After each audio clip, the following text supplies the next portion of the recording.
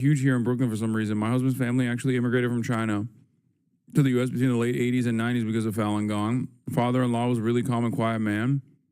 Apparently, my father-in-law had very senior family members who had gotten involved with Falun Gong and ended up dead shortly afterwards.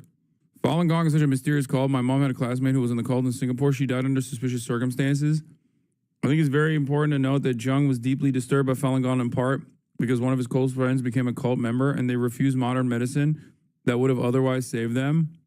It's so stupid. I remember my mom being frustrated the government was being too lenient on the Falun Gong because they were clearly a cult, and Chiang finally kicked them out after an incident where they got their members to self-immolate. Yeah, I think if you don't deal with some of these cults, like, you turn into Japan. And it's additionally dangerous because the worst version of that is Korea, sometimes also directly involved with the cults in Japan, or the United States with Scientology. You're never beating the CIA allegations? Wait, what? The devastating version of this, especially propped up by the CIA, would be the Moonies in Korea. And then there are a shit ton of other cults in Japan as well that did insane terror attacks in Japan, like over and over and over again. And I don't know if I'm sure they develop organically, but what ends up happening is, even if they develop organically, the American State Department will be like, oh, this is great, we'll take advantage of this. And then it becomes a much larger problem down the line. I was walking out of a university here in Japan. There was someone handing out brochures for all the students to watch some family-friendly video streaming service. The company behind the service was some generic name. I looked who owned it and found out they were Falun Gong. Yeah, Falun Gong is all over the place.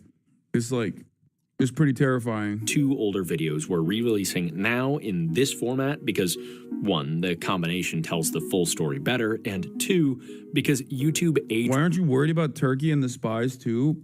What? Turkey's a NATO country, chatter. America already controls Turkey. And on top of that, there is a very active cult similar to the Falun Gong that worked within the ranks of the United States. Fethullah Gulen was the leader of it.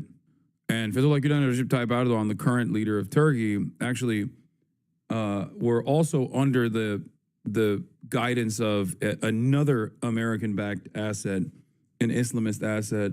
And they only parted ways when America decided that Erdogan was not as controllable as a force and wanted Gulen and his parallel government to take control over Turkey when the famous coup happened.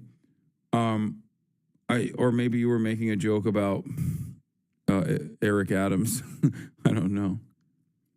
There's cults. There's anti-government cults in parallel states that have tremendous influence, depending on, like, a country like Turkey, for example. In every country, MEK is another example for Iran.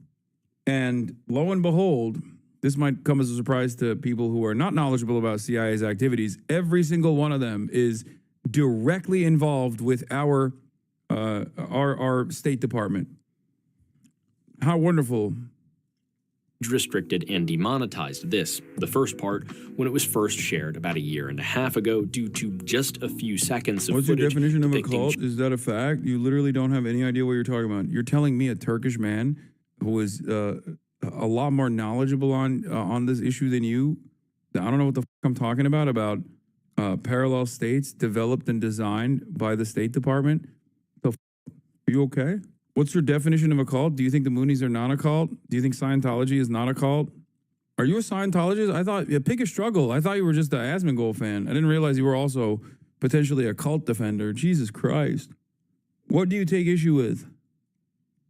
Chinese police brutality toward peaceful protesters. Unfortunately, we have had to remove the footage YouTube found objectionable, despite its documentary and historical value. Now, if you do want to see this video as it was meant to be seen, you can at Nebula, a creator-owned streaming platform that cultivates great storytelling rather than censoring it. Because without ads, Nebula doesn't need to satisfy corporate demands for the sanitation of tough stories, creating an environment where great, thoughtful stories can thrive. That freedom is a big reason why so many of our favorite creators call Nebula home, like Real Life Lore, Wendover, Tirzu, Neo, Internet Shaquille, and more, offering not just uncensored versions of what you'd find on YouTube, but all kinds of fantastic original creations too, like Wendover's globe-trotting game show Jetlag, Real Life Lore's Modern Conflicts and War Room, and Neo's Underexposure, among so much else. To watch this video, ad-free and uncensored, or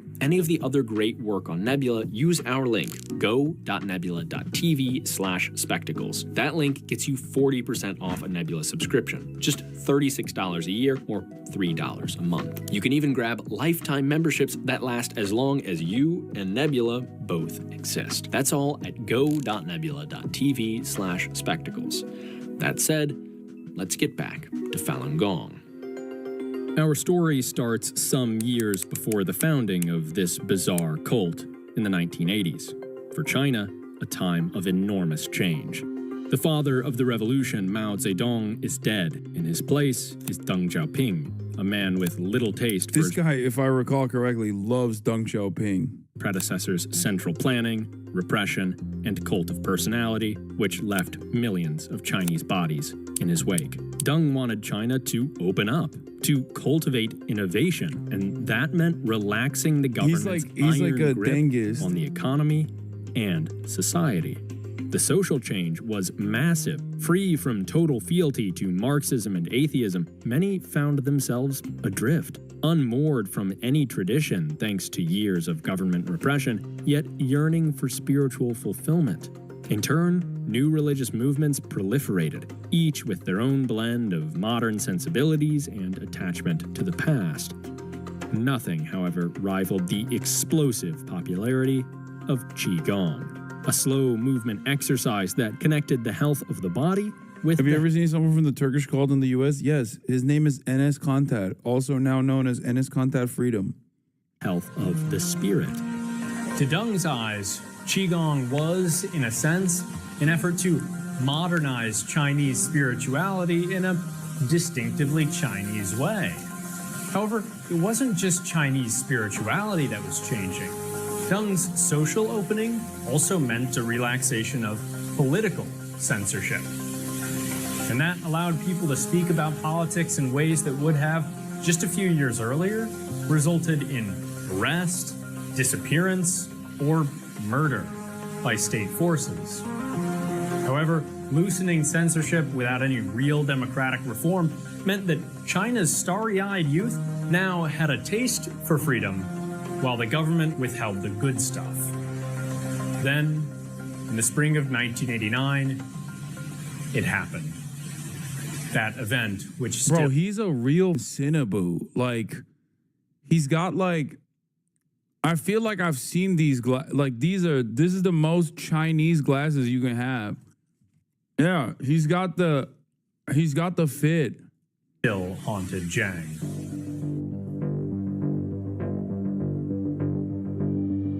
Bro, Reddit Naxat liberals Tens all of love thousands Deng. of Really? students descended on Beijing's Tiananmen Square, not far from Zhangdannai, to call for democracy. For a moment, a few top party officials wavered, but as the movement grew, surpassing 100,000 people in the heart of the capital, hardliners brought in the army and opened fire. In the end, casualties reached into the thousands. Deng had little choice but to replace his protester-sympathizing general secretary with his polar opposite, Jiang Zemin, a man who had, at this moment, just one thing in mind. We do not negotiate with protesters.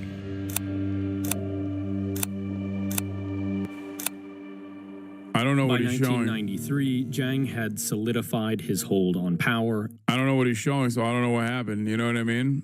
I can't see. I don't know. And once more tightened the party's grip on political activity. But Jiang was no mindless tyrant. He saw a difference between political, also known as dangerous, activity, and harmless social groups. He had no interest in reigniting Mao's total war on society, and that was obvious because Jiang's government continued to support the Qigong craze, which was still going strong. If nothing else, it seemed an effective way for senior citizens to keep in shape and out of state-funded medical care. But Qigong wasn't just about bodily health. It was about spiritual wellness. And that placed it squarely at the center of something the government very much still intended to control: religion. Because with the blossoming of new religious movements, to paraphrase Voltaire, come both fools and scoundrels. After all, fools who follow scoundrels are fools not following the state. One such scoundrel was about to make an enormous impact in China. His name is Li Hongzhi. Now, according to Li's own telling, written after his rise to prominence, his early life was about the craziest thing you've ever heard. Mentored by masters of Eastern spirituality, by age 8, he could levitate and turn invisible. You know, the usual. The more plausible story? He was a horn player in a police marching band and a low-level, pencil-pushing clerk. So, mediocre man that he was, in the 1980s, Li joined the fad. Another drop in the Qigong bucket. But as it turned out, he was pretty good at it. This could be Li's time to shine. In 1992, he held his own Qigong workshop, and it was a big success. Looking for a way to burnish his credentials so he could keep the game going, Li went to the government-backed Qigong Society to register himself as an official master of Qigong and his organization as an official practice, which he called Falun Gong. But it's important to pause here and note that Li was registered with the government to do all this stuff. What's more, the government actually seemed to love him. He held workshops at state universities and even became a symbol of China's opening up to the world, lecturing at the Chinese embassy in Paris and even touring America, where he was made an honorary citizen of Houston, Texas, among other places. With all his official credentials and government relationships, Li and Falun Gong were getting even more popular. From 1992 to 94, he hosted 56 workshops with at least 60,000 total attendees. At its peak, Falun Gong had at least 3 million practitioners in China, though Li himself would claim much higher, absurdly higher numbers. Speaking of Li's more outlandish claims, around the end of 1994, Li went and published a guide to his teachings, which read a lot like a religious text, and a pretty strange one to boot, mixing Buddhism, Taoism. I feel like this guy doesn't really appreciate the glorious tenets implemented by our Falun Gong leader here. I don't know. And Qigong. No problem. But add Li's ideas and... When I said no problem, what I meant was no problem. Ignore me. Because what you get is a bizarre theology which promises superpowers like eternal youth, flight, invisibility, and mind control to his followers, just so long as they aren't gay or married to someone of another race. Wait, what? America would never entertain a homophobic anti-miscegenation cult only because they are anti-communist party of China. That would not. That's because not also heaven is racially segregated, and interracial children are vehicles for aliens, who, by the way, created modern medicine, seeking to possess human bodies and take over the world. Yeah, it's a lot. Okay, to be fair, I think it's really f***ed up if America doesn't collaborate with this guy, considering that RFK Jr. is responsible for the HHS. You can't have RFK Jr. in a position of prominence in your cabinet and then simultaneously be like, well, these guys are a bridge too far. You know what I mean? He also hates modern medicine. Still, most in the government didn't bat an eye. But a few took notice. Li's claims, especially about medicine, were dangerous. And those paying attention could tell Falun Gong was becoming an all-consuming obsession for its practitioners. A potential threat to the party's grip on society. But before most of the party was aware, local state-run news organizations across China picked up the scent of a good story and began running articles and TV segments critical of Falun Gong in 1996. In response, Falun Gong practitioners bombarded the outlets with letters demanding they retract their statements. Now, the letter-writing campaign hadn't been Li's initiative. His adherents had done it all on their own. But Li liked what he saw He co-opted their efforts, transforming Falun Gong's theology to follow suit. From now on, responding to criticism from the government would be considered a necessary part of achieving spiritual perfection. Still, despite eventually losing their official status in the Qigong Society and all this attention from government outlets, no clear, coordinated opposition from the government reared its head. And the group muddied along in a legal gray area, theoretically exposed, but apparently untargeted. But this couldn't go on forever. Despite Lee's apolitical professions, his theology, implicitly critical of the government's Marxism and skeptical of modern science, could be tolerated no longer. So, in April of 1999, this tenuous standoff broke. A Chinese physicist named He Shuoshu published a scathing attack on the practice of Qigong. In response, Falun Gong practitioners descended on Tianjin University, where He worked, for a massive protest. The police countered harshly, attacking protesters and arresting 45 of them. For those fiercely faithful to Falun Gong, this was a crisis. They had to do something big. Another small, localized protest would be insufficient, either to secure the arrested practitioner's release or to correct the record on Qigong. They had to go to Beijing. So, on April 25, 1999, around 5 a.m., a considerable crowd began clustering around Beihai Park in central Beijing. Then, they marched on Zhongnanai. So, how did a huckster with a shabby background convince the CCP that he and his organization posed the greatest threat to the party since the Tiananmen protests of 1989? Well, in some ways, that's the wrong question. You see, it was the party's repression that so upset society and paved the way for scoundrels like Lee. The party's paranoid need for social control that radicalized the group into political action. Falun Gong, its worldviews, and its theology were unhinged from the start, but it only really became a political force, one that demanded extraordinary devotion of its members, thanks to political repression. In other words, it was the party's own fear that brought some 20,000 Falun Gong practitioners to Zhongnanai on April 25th, 1999, and transformed a slow movement exercise group into a fierce enemy. Dude, what are we talking about? By your own admission, they were mobilizing in a decentralized manner. At that point, I think the government has every right and responsibility, not even right, responsibility to try and deal with that, because it's becoming an incredibly dangerous called. Only Americans look at a situation like that and go, just let them do whatever the they want to do. No, man. That's how you get measles, dog. What do you mean? That's how you get measles.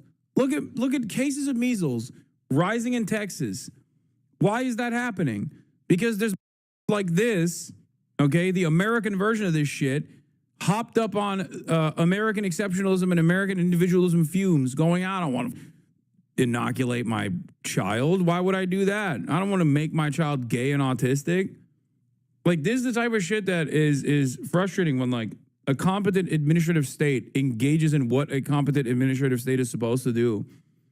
Like, what are you supposed to do? You just let these guys run wild? What the? It's a public health risk. I'm sorry. A fierce enemy who wouldn't be quashed so easily. Protest and opposition from Falun Gong was far from over. It's January 23rd, 2001, 9 a.m. In Beijing, 7 visitors in town for the holiday from Kaifeng depart a friend's apartment where they've been staying for several days. For their day out, each brings a bottle of Sprite. Within the hour, they arrive at their first stop, Tiananmen Square, a massive plaza in the city center, once home to legendary pro-democracy demonstrations, but these days more popular with cult members protesting religious persecution. Regardless, one of the capital's biggest attractions. Unfortunately, the plaza was closed for some kind of event, but instead of contenting themselves by proceeding on their itinerary and returning the next day for the New Year's celebrations, the group determined to hang around and peruse the area nearby, agreeing to meet again at 2:30. They synchronized their watches. 4.5 hours later, one of the group's members returned to the area and began walking toward the People's Heroes Monument in the square's center. But on his way there, as though he needed some rest, Wang Jindong stopped, took a seat on the ground, pulled out his Sprite, and poured it all over himself. The gasoline fumes burned his nostrils. Then he lit himself on fire. Nearby police rushed at him, extinguishing the flames and erecting barriers to hide him from view. He was still alive. Distracted by Wang, the police were slower to notice when suddenly 4 more bodies went up in flames around the square. Wang's friends. Before the officers could reach them, one perished. Yeah, this is the fault of government repression, I think. Like, what do you mean? It's the fault of the Chinese government for not stopping this as soon as they started doing the letter campaign. Okay? If I'm in charge of the Chinese government and I see these doing a letter campaign, I'm like, nope, you're done. Like, far before they start self-immolating, okay? Because you do the decentralized letter writing campaign, and then before you know it, they're self-immolating, okay? No shot. That is unironically for public safety. It's for the safety of the individuals that are a part of the cult.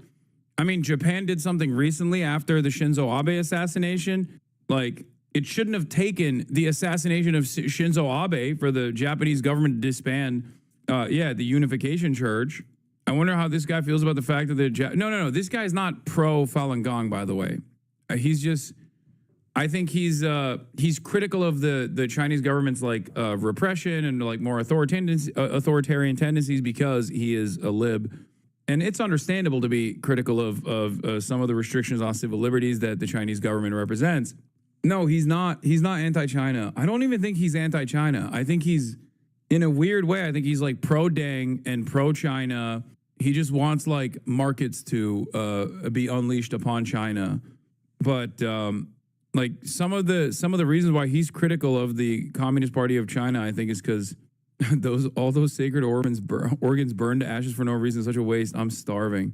That's okay, dude. You're joking, but like someone unironically is going to clip this and be like, Hassan makes fun of the real thing that the Chinese government does all the time, which is the Han Chinese eat the Falun Gong organs, famously harvest them and eat them. I saw an Epoch Times article, as a matter of fact.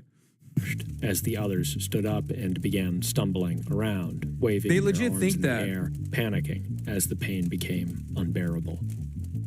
They came to protest on behalf of Falun Gong, a new religious movement banned in China since 1999. They believed their faith in Master Li's teachings would render them immune to the scorching pain. They were wrong.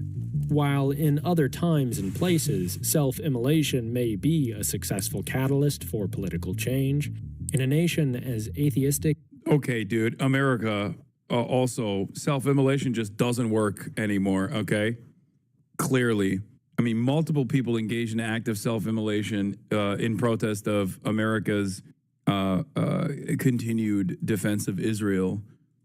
As China, self-destructive superstition is less likely to gain sympathy, especially when the government responds by publicizing graphic media of the event across the country, alongside articles castigating an illegal cult as a cause of mass suicide demonstrations.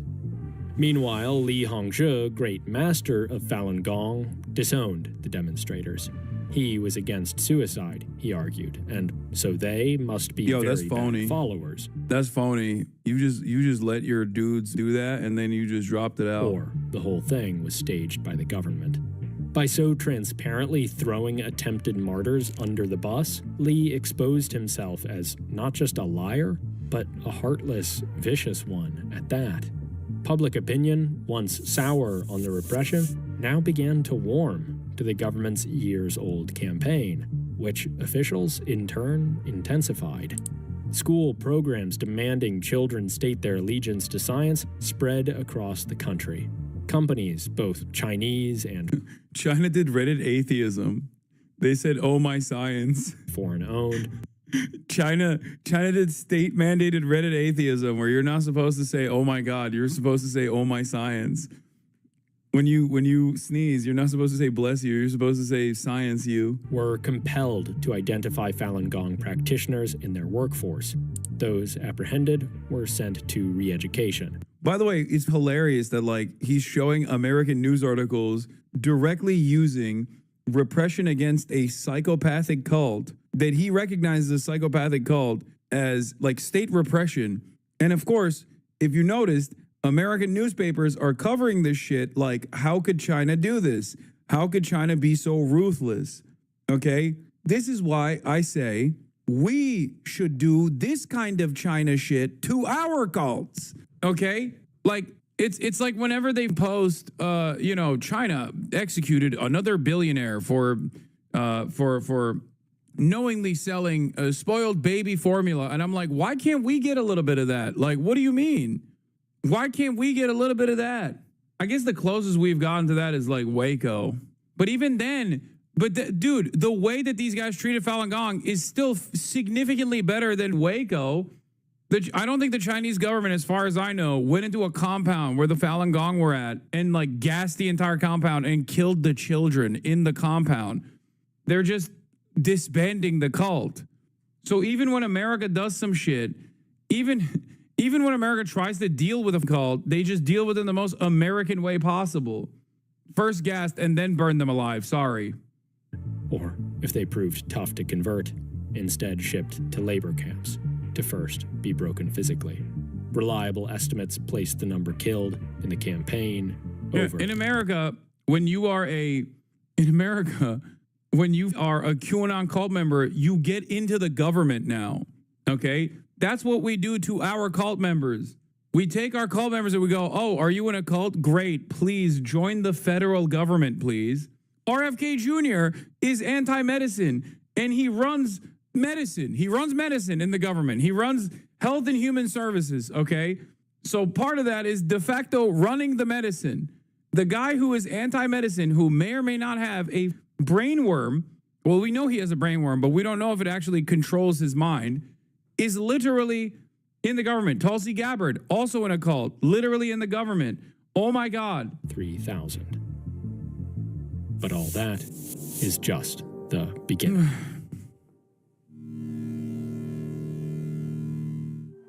Before going any further, it's worth quickly clarifying what actually is Falun Gong and who is Li Hongzhi.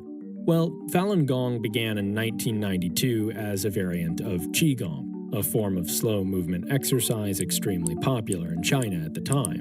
By 1999, it had garnered at least 3 million practitioners and even the support of the government, who saw in Falun Gong's founder, Li Hongzhi, a useful cultural ambassador. However, after it took on increasingly spiritual and religious attributes, Falun Gong started to worry the CCP. Years of tension followed until the CCP's treatment of Falun Gong got harsher, and the movement responded by state. Oh yeah, Supreme Court Justice Amy Covid Barrett is in a cult that had to change her rank from handmaid after The Handmaid's Tale came out. Then there's also the family. Like, the American government is not only like 30 companies in a trench coat, but it's also 30 cults in a trench coat as well.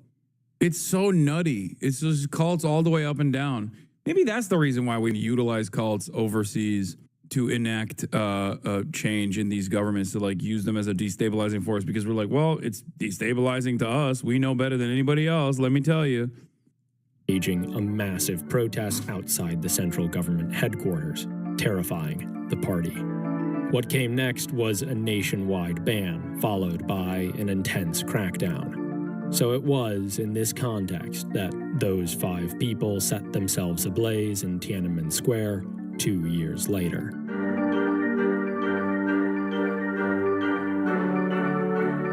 Luckily for Li, he'd left China a couple years before the crackdown began. Maybe he sensed the coming change in the political winds.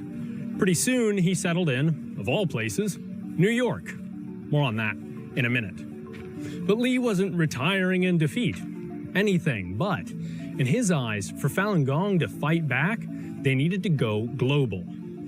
Just take a look at this graph. Starting in 1999, when the crackdown began, Falun Gong events outside of China skyrocketed as the group sought to share its story of repression with the world. And it wasn't just events either. In 2000, some of Lee's top lieutenants started the Epoch Times, a newspaper dedicated to exposing the wicked abuses of the CCP. Just a few Motherfucker years lives later, in LA, bro. That's crazy. It's Santa Monica. Lee started Shen Yun, a ballet aiming to tell the story of how the CCP destroyed Chinese culture.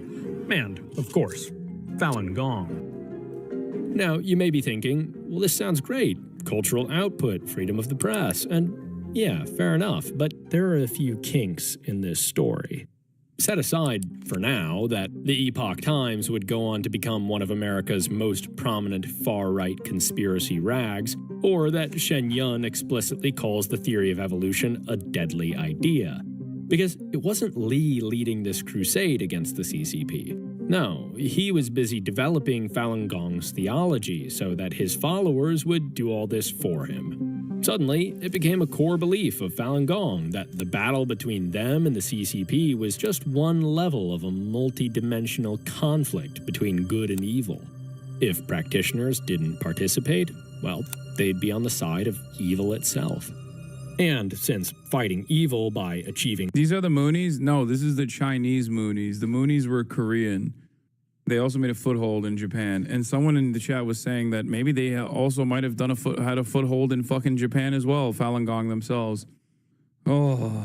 global reach for your newspaper and ballet is actually kind of resource and time intensive, it turned out that the best thing loyal Falun Gong practitioners could do was volunteer. A lot. Many Epoch Times journalists work for free, churning out factually dubious clickbait. And while Shen Yun's skilled dancers are compensated, the practitioners who put on the show are not. Okay, you might be thinking, well, this doesn't sound great, but it's not that crazy for a religious group to use volunteers. And sure, even if Falun Gong's demands outstrip basically every modern established religion, that's fair enough. Except, like, the Moonies are so pervasive that they are the reason why sushi is as popular as it is in the United States of America. Didn't they have like a monopoly on sushi restaurants for the longest time? Moonies, the Korean cult, is literally a almost sole controller, sole distributor of the fish that is still used in sushi restaurants. And they are the ones who introduced sushi and made it massively popular in the United States of America. Except consider, just for one moment, what it is Falun Gong actually preaches. The core belief is that Lee is a supernaturally gifted teacher meant to help his followers achieve physical, moral, and spiritual perfection through this particular exercise. But you can't just do the Qigong. You actually need Lee to implant a spinning wheel inside you so that you can collect good energy from the universe through the practice of Qigong and the observance of the three moral virtues: compassion, forbearance, and truthfulness. Okay, a little odd, but heart's in the right place, right? Oh, yeah. Well, here. good news and bad news. Good news is that you don't have to travel to New York for Lee to implant the wheel. He can do it from anywhere in the world using his mind powers. Phew. Bad news is that Lee instructs his followers to lie to outsiders about Falun Gong. So, truthfulness may be a hard one. Oh, and more bad news, homosexuality and interracial marriage are evil. More specifically, they corrupt the soul and leave room for aliens to possess human bodies, which Lee explains, saying, quote, The human body is the most perfect in the universe. It is the most perfect form. The aliens want the human body.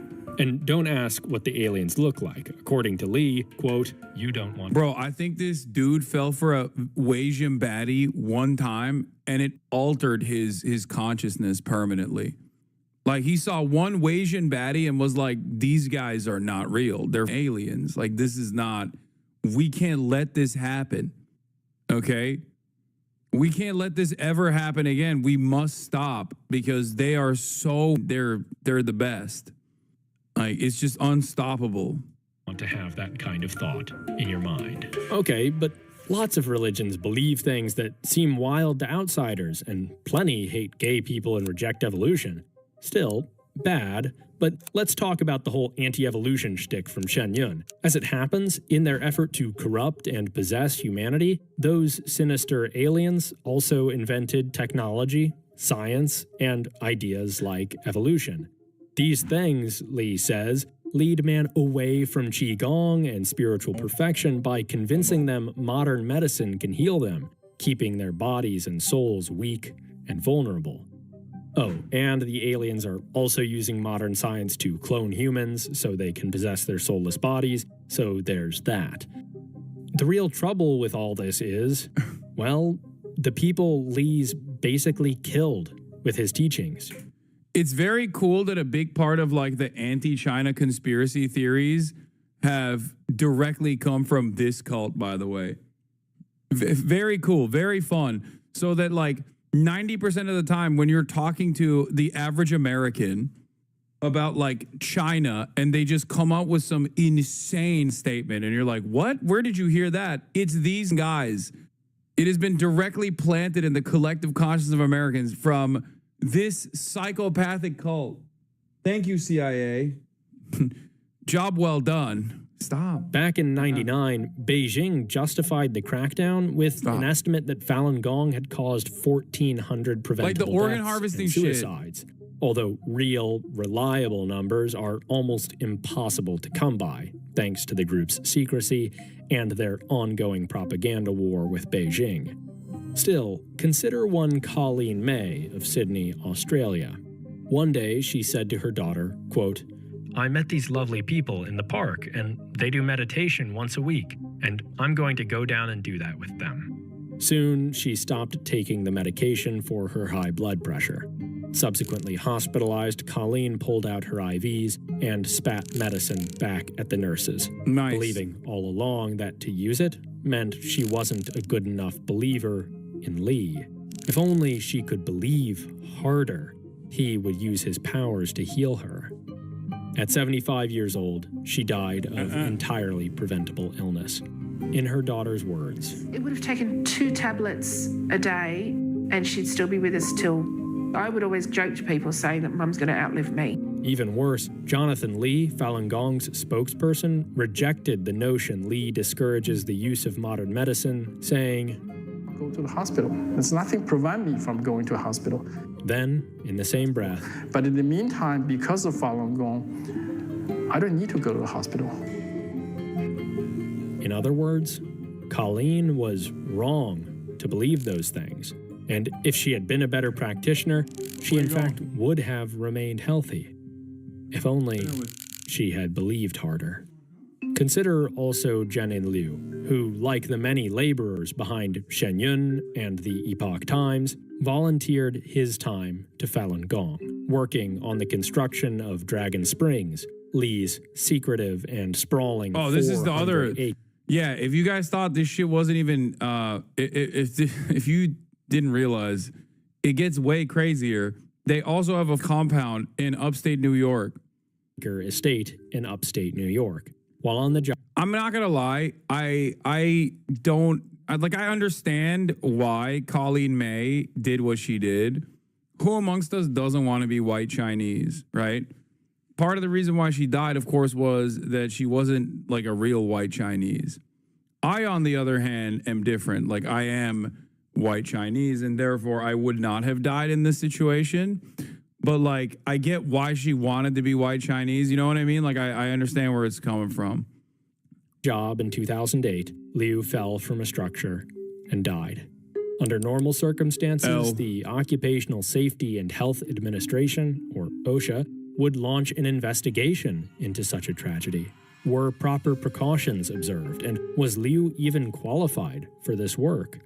But Liu had been a volunteer worker, a Falun Gong practitioner from Toronto, and OSHA can only investigate employee deaths and injuries. Moreover, Liu's own family, thanks to Falun Gong's beliefs about spinning wheels and modern medicine, refused an autopsy. And this is what gets at the core of Li's character, what makes him and his movement so nefarious. Liu had been engaged in dangerous work, building Li a massive compound, a monument to the greatness of the religion he'd built for no pay. And his total sacrifice met with no accountability from those who had used him. Because built into Falun Gong, its doctrine, its formal structures, is Li's exceptionalism. His superiority to everyone else, Falun Gong practitioner or otherwise. In Li's own condescending words, quote, "You can think of me as a human being." Consider the Tiananmen Square incident, when 5 people set themselves on fire in an act of terrible.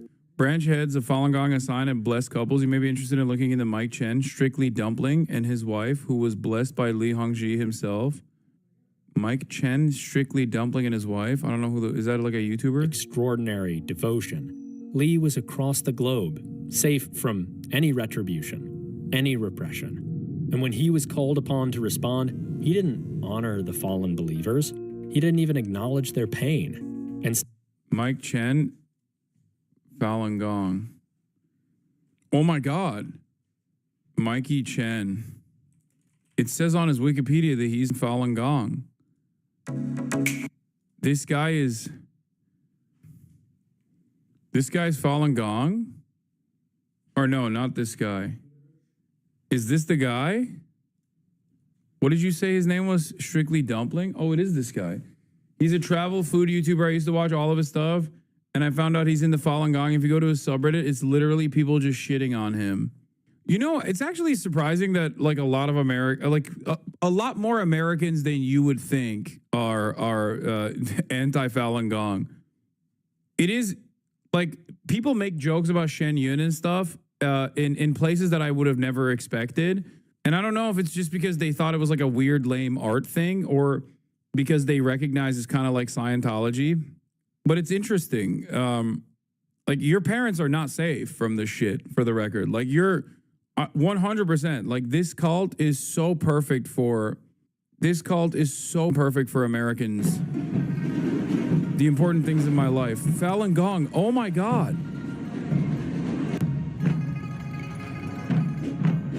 I work a lot on YouTube, but I consider raising awareness of human rights issues in China the most important things that I do. Thanks for watching. This parade right here is why I'm in San Francisco today. Like I mentioned on many of my channels before, I practice a Chinese meditation exercise called Falun Dafa or Falun Gong. And Falun Gong is a Qigong practice or meditation exercise, kind of similar to Tai Chi. And when this meditation practice started in China in 1992, it became incredibly popular because so many people were getting healthier. Links, stop organ harvesting. TheEpochTimes.com. StopOrganHarvesting.org. This is why chatters are making the organ harvesting jokes, by the way, for those of you who don't know. If you have ever heard, like, the Chinese government is, like, arresting people and harvesting their organs, like, that's Falun Gong. instead, Li just disowned them. They had set out to prove their devotion. Yet all they achieved was to intensify the crackdown and, perhaps worse, expose their divine leader as uncaring and oblivious to their suffering. This story isn't meant to excuse the atrocities the CCP still regularly commits against religious minorities. In fact, the sins of the party were the subject of our previous video on the origins of Falun Gong. Instead, we mean to highlight the similarities between these mortal enemies, Li and the CCP. Each victimizes the same group of people, the innocent followers of Falun Gong, who deserve neither to be sent to re-education camps. I mean, I can't even hate on him because he's like more pro-China than the average lib. Like he unironically is pro-China. He's anti-China, but he's also weirdly pro-China. Maybe my brain is so distorted, but an anti-China YouTuber will take what Falun Gong is doing and describe it as like a brave religious movement, unjustly maligned by the scary communists. He at least says they're crazy and then says they're maligned by the scary Chinese communists. But he spent most of the video being like, these are not good guys. And it's actually good that the Chinese government kind of dealt with them. Like Drew Pavlov is the average anti-China hawk. Okay, that's the liberal. He's an unironic dengist.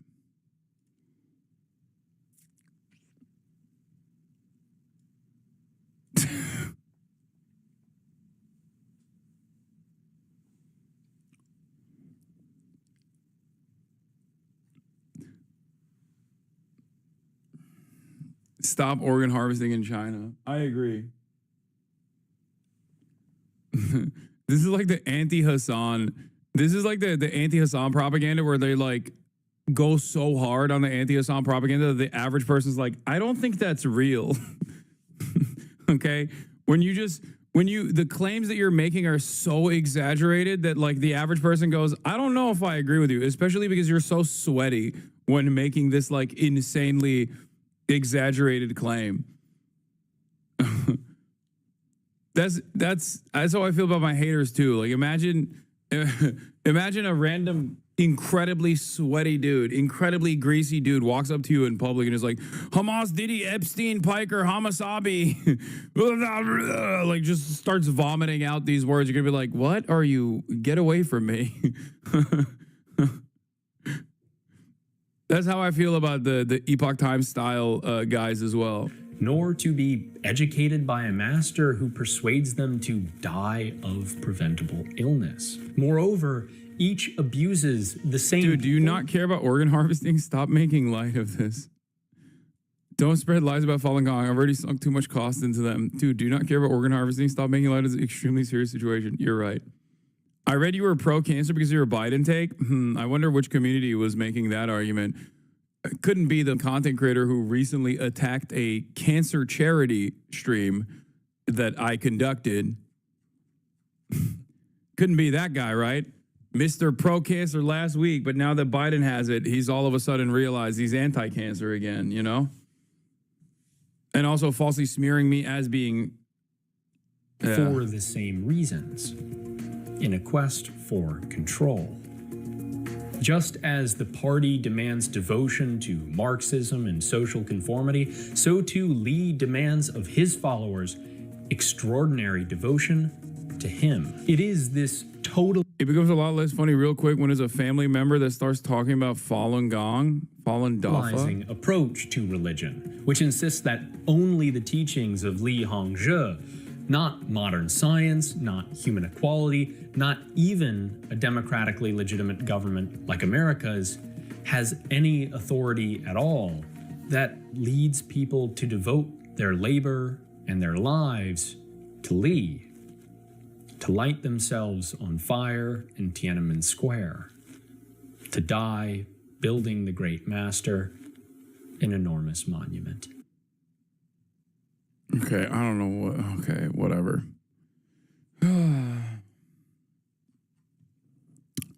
Shouts out Falun Gong. Shouts out Epoch Times. Anyway, shouts out to the chatters. Love you all. I will see you tomorrow. Hassan Reaction is one of the best ones in the React channel.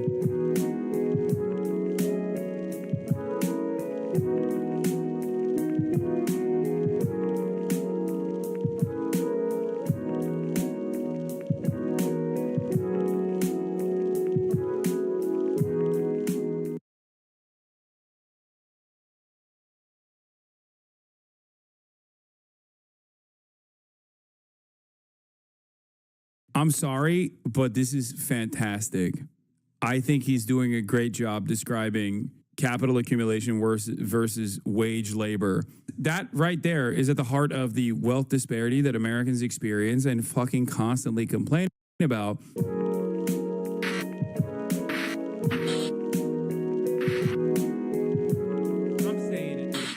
There's a couple of videos that in early I've been meaning 2020, to watch, I that started you are becoming... witnessing the death of American capitalism is something that everybody said was really good. I became a right-winger to prove how easy the grift is a really good one too. So yeah, we're going to do that right now. Increasingly interested in finance. I know. Ugh. But this was mostly trying to make sense of the logic behind what the Federal Reserve did in response to COVID, which I'll get into later. But the more and more I learned, the less and less it made sense. So I started deeply analyzing stocks from companies that I was personally and professionally familiar with, such as CuriosityStream and Spotify, which led to me starting a private fund that strategically shorted those companies. I even ended up getting hired as a freelance consultant for venture capital firms. Me, a musician with no higher education whatsoever. And the more time that I spent looking at and studying the big picture, the more that I doubted myself, as if the only two options were option A, me being unable to understand what every 25-year-old day trader understands, or option B, I'm right and every hedge fund manager and billionaire is wrong. But what if there's a third option? What if capitalism's death wasn't a mistake or something that the ultra-wealthy were trying to avoid? What if the pesky burden of labor laws and taxation could be avoided by deprioritizing the goal of financial profit, or maybe even money itself? This video is going to explain or explore what I and an increasing number of economists think is happening or has already happened. Hey, yo! 1 minute and 16 seconds in, Giannis Varoufakis mentioned, what the hell? What the hell? Okay, I'm already invested. I don't know anything about this guy, but very cool.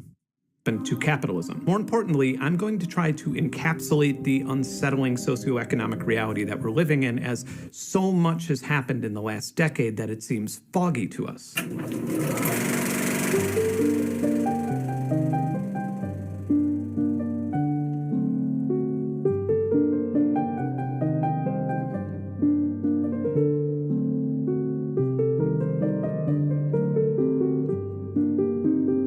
Ben Jordan is a fantastic music creator. He has a good band and usually covers music, fun stuff. He made a video and called himself a libertarian, but I'm 90% sure he's like Chomsky style. You can't fairly describe capitalism without mentioning its predecessor, feudalism. And feudalism was a power structure in kingdoms where wealth was defined by the control of land rather than money. And our history books tell us that feudalism ended sometime in the late 15th century, but there's a much more recent version of it that would be a much better example for the purpose of this video. When the Civil War ended, or when the first American Civil War ended, depending on how far into the future you're watching this video, a lot of former slaves were offered a deal where they could continue living and farming on the same land where they were slaves in exchange for a portion of the crops. In many cases, they would only be able to sell their remaining crops through the plantation store, and with that income they could participate in trade, which would allow them to buy more tools and negotiating power in hopes to eventually buy land for themselves. By the late 1930s, 2/3 of sharecroppers were actually white, and the Great Depression had shut down enough farms that many of the tenants migrated to large cities to become factory workers. It would be important to note that sharecropping is not technically outlawed today, it's just that American capitalism's growth made it obsolete. The former definition of capitalism is a system in which individuals and private parties control the means of production,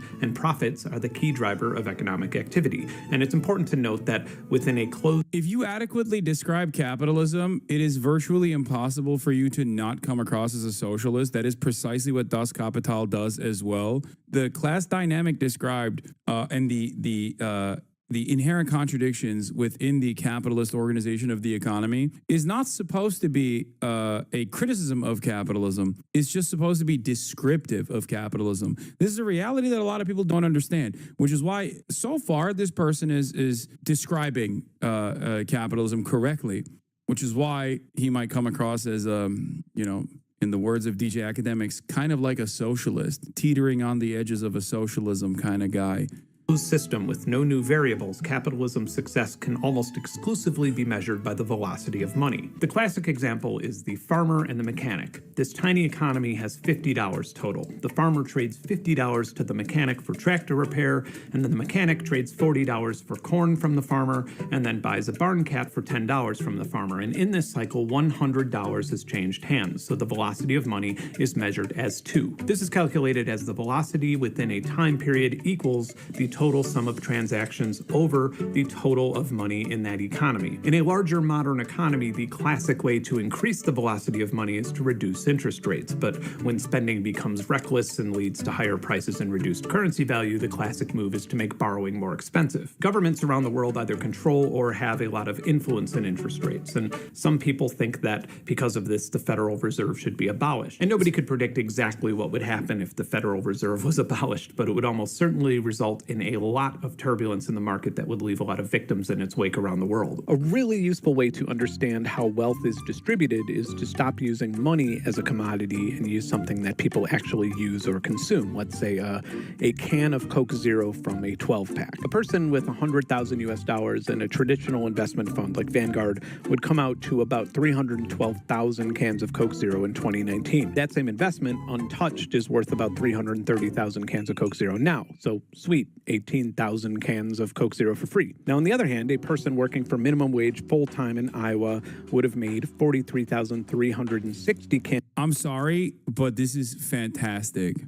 I think he's doing a great job describing capital accumulation versus wage labor, a distinction between the capital owning class versus the wage laboring class, and how one's wealth will grow even during periods of stagnation, regardless of what kind of input that they have in terms of labor, in terms of the work that they put into it, whereas the other will not.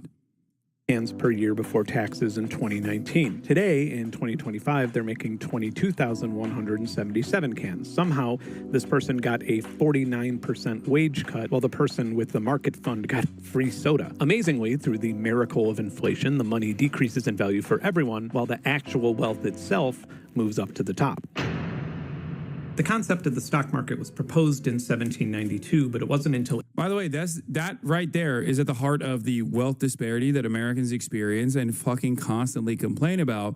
And that is precisely the reason why that other dumbass yesterday, when talking to Sam Seder in the Jube debate, was talking about how, well, the top marginal tax rate actually paid a larger share of the overall taxes after they had their taxes cut. And it's like, yeah, dude, because their overall net worth exploded. What you're supposed to look at in that process is the effective tax rate of the individual, okay? Or the average effective tax rate for the top 1% versus the 99%, the bottom 99%. Or even better, look at the top 10% versus the bottom 90%, okay?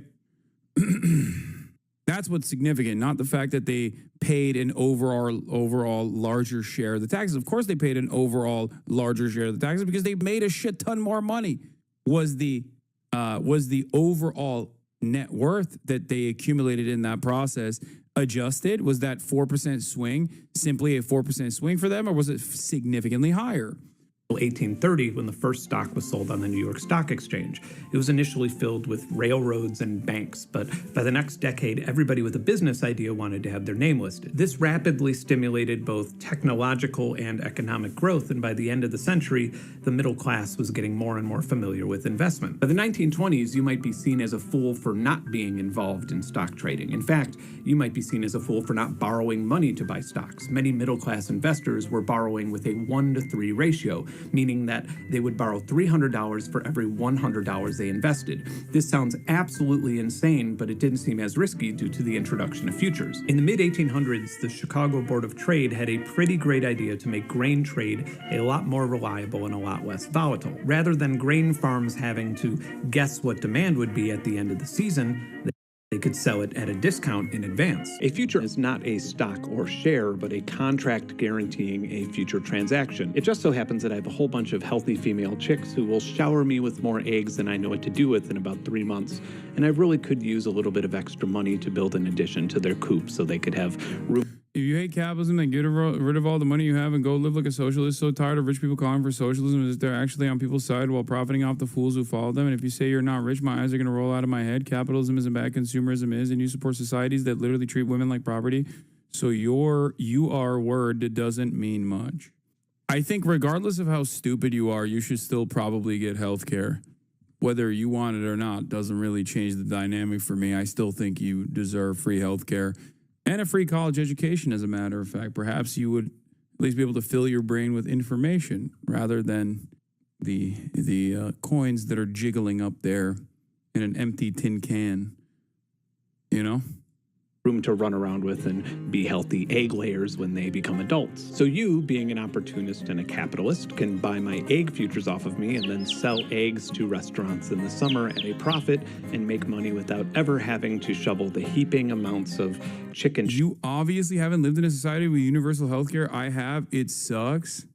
I grew up in Turkey, a much poorer country than the United States of America. And let me tell you, okay, public health existing, like a national healthcare structure existing, even though there is also still private insurance in Turkey, is still wonderful.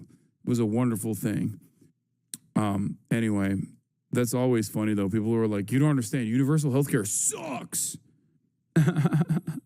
You should probably stop eating shrooms. Shit that I'll have to shovel. All right, let's go back to the 1920s. By 1919, due to the popularity of futures and people's willingness to borrow money to buy them, a farmer could get $2.09 for a bushel of wheat. This was inflationary to say the least, and even made the sharecropping economy I mentioned earlier more desirable for a brief period of time. It started getting really out of hand, so the Grain Futures Administration was formed and implemented a large mandatory daily ledger and reporting system for traders. The U.S. Secretary of Agriculture would repeatedly suspend the reporting system, creating more volatility and more opportunists taking advantage of that volatility. Then, in October... Were you an adult in Turkey who had to pay taxes and you're rich and your family is rich, so don't pretend you understand the impact of those taxes? Yeah, rich people famously love paying taxes. Yeah, it's actually a very common advocacy from rich people to advocate for higher taxes so you can pay for social safety nets for the poor. Famously, that's what rich people always advocate for. You don't even make sense in your own mind, dude. You're just fighting your own internal demons right now. That's why I'm saying I'm going to be authoritarian, okay? I'm going to be authoritarian right now. Let me tell you something. I am going to, in an authoritarian manner, I'm going to force free healthcare on you. I'm going to force free healthcare. That's sweet, sweet free healthcare on you. It doesn't matter if you don't like it. You're going to be like, no, I want to die to curable, treatable diseases. I want to die. I'm like, no. You're not. You're not going to have medical bankruptcy. I don't give a if you like it or not, okay? You get to have no say in this process. I'm the dictator. And you know what I'm dictating? Free healthcare for you, bitch. Don't give a You can complain about it all day, every day, but you're going to get it. And you're going to get a free college education as well, and an opportunity for a jobs program, okay? A federal jobs program where you can have great benefits on top of that. You can say, I don't want it. No, I hate those things. I don't care. Yes, that's going to happen regardless. And you know what else I'm going to do? I'm going to punish the wealthy. I'm going to punish the super wealthy, corrupt capitalists, okay? I'm going to punish them. Oh, I'm sorry. Did you sell spoiled baby formula knowing full well that it was spoiled? Guess what? You're going to jail, bitch. Oh, I'm sorry, Sackler family. Did you actually create a massive opiates crisis? Well, guess what? We're not giving you a slap on the wrist, okay? You're going to prison. You're going to prison. It doesn't matter if all the poor people in the chat are actively saying, no, we're going to defend the Sacklers and their honor. Excuse me, sir, you can't do that. That's sounds a lot like authoritarian communism or whatever. It's going to happen regardless. That is my dream, okay? Whether you like it or not, you're getting these things. You're getting these benefits. Of 1929, as there was more money out on loan than there was circulating in America at the time, and as more wheat was being produced than the population could ever hope to eat, the elephant in the room woke up and took a giant shit on the floor. Everybody tried to get ahead of the crash, which more or less caused the crash, and by the end, a bushel of wheat was only worth 49 cents. And for the next 12 years, capitalism was a failed experiment. Well, wait, actually, for the next 20 years. We like to think that capitalism made its great comeback during the Second World War, but by today's standards, that was, I'm not even sure if I'm allowed to say this word in public anymore without being arrested, communism. But we didn't just go from the freezer to the frying pan immediately. Franklin D. Roosevelt's New Deal founded the SEC to protect investors moving forward. I don't think it was communism, but I do think that it was the closest that America has ever come towards central planning, the war economy, 100%. Like the New Deal is the closest that America ever got to being a competent social democracy. And we're basically eating off of the remainder of that, of all of those policies from back then. It's pretty crazy to think about. Like the closest America's ever arrived at like even development, things of that nature, rapid industrialization, rapid growth.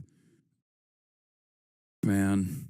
Ay, ay, ay. All right, let's keep introduced going. the Social Security Act and the Fair Labor Standards Act and prohibited child labor while securing a national minimum wage and workers' rights to unionize. Successful fellows with even a fraction of the wealth that Elon Musk or Jeff Bezos has would have paid a 79% income tax, and companies like Tesla and Amazon would have paid a corporate tax rate of 15%. But the C word wouldn't come until the U.S. got involved with World War II. To say that the war efforts Segregation was a thing. Yeah, I know. But it's also silly to bring up segregation in that regard when we're talking about economic policies, because it didn't factor in to central planning in terms of like, they could have not done that and still did all of these policies, and America objectively would have been better.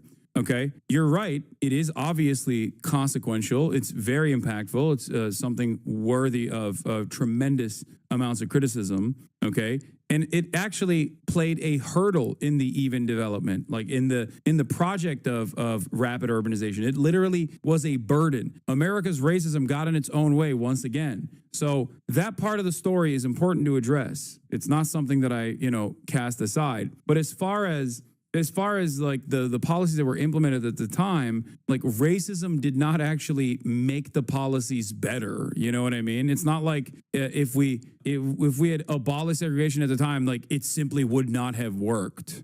To me, I feel like this is no different than. To me, I feel like this is no different than saying, well, Nordic nations are small and homogenous, and that's why they make it work. Like, no, that's not the case. It would have been more bountiful if we were to address the historic wrongs of white supremacist racism, chattel slavery, and segregation at the time, nip it in the bud. America would objectively be a better place right now.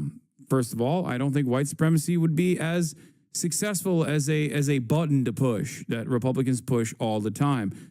But if we're talking about central planning, like people who bring up segregation in that process unironically make the I guess reverse side of the same exact argument that like dummies make about Norway, where they'll say stuff like, well, Norway is homogenous.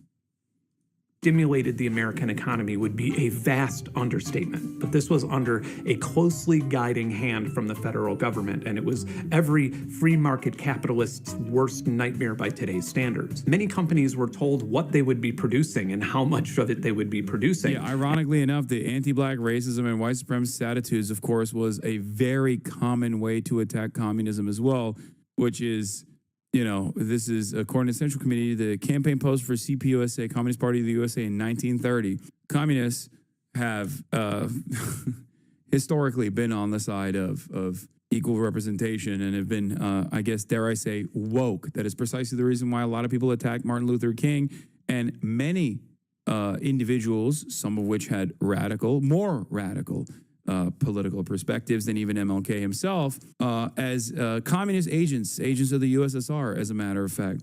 Some of them were literally Maoists, like the Black Panther Party, but overall, Black American history has, dare I say, more socialist, communist, anarchist, Maoist figureheads than capitalist ones.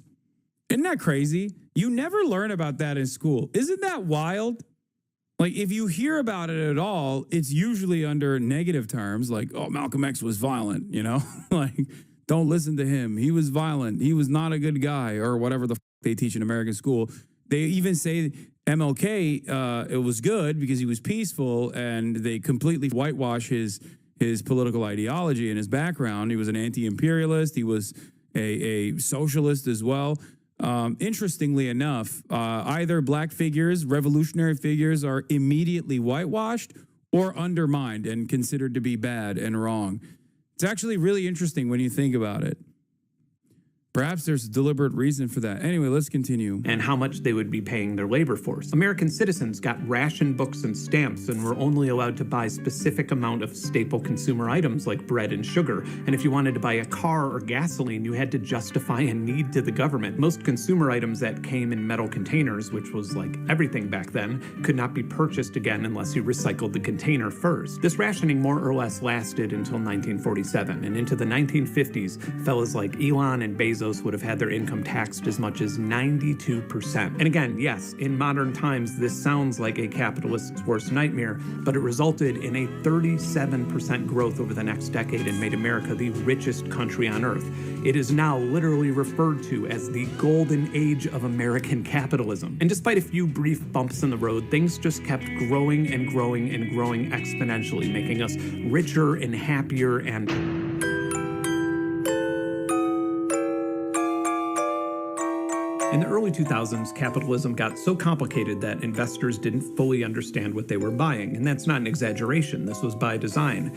There were trillions of dollars to be made by obfuscating what commodities were being sold in your average stock market transaction. A great example, everybody watching this has heard the term subprime mortgage, but I'd guess that not everybody knows exactly what it means. It means a risky mortgage. If you've ever purchased a house, you may have witnessed the wild auction that takes place without your consent or knowledge the moment you sign the mortgage papers, and the average mortgage is sold 2 to 3 times before it's paid off. Here's an example of a 2005 style mortgage. It's an expensive house. It had ninja verification, which means no income, no job or assets. The credit score is around 500, and it has an 8% or higher interest rate. That's an ARM loan, meaning that it will be adjusted to the market in the future. The delinquency rate of a mortgage like this in 2008 was 25%. So anyway, if you want to buy it, I'll just take 2% of the overall value, and you'll still make a bunch of money when the loan is paid off. Why don't you want to buy it? Hang on, I have an idea. Let's make this a little bit of a safer bet. Let's mix it up with some other mortgages here, and I'll get somebody who depends on me for business to give it a rating. And then we can just call it a mortgage-backed security, which is a type of bond. And it's a bit like a future, but it's even better because you can exit the investment whenever you want just by reselling it.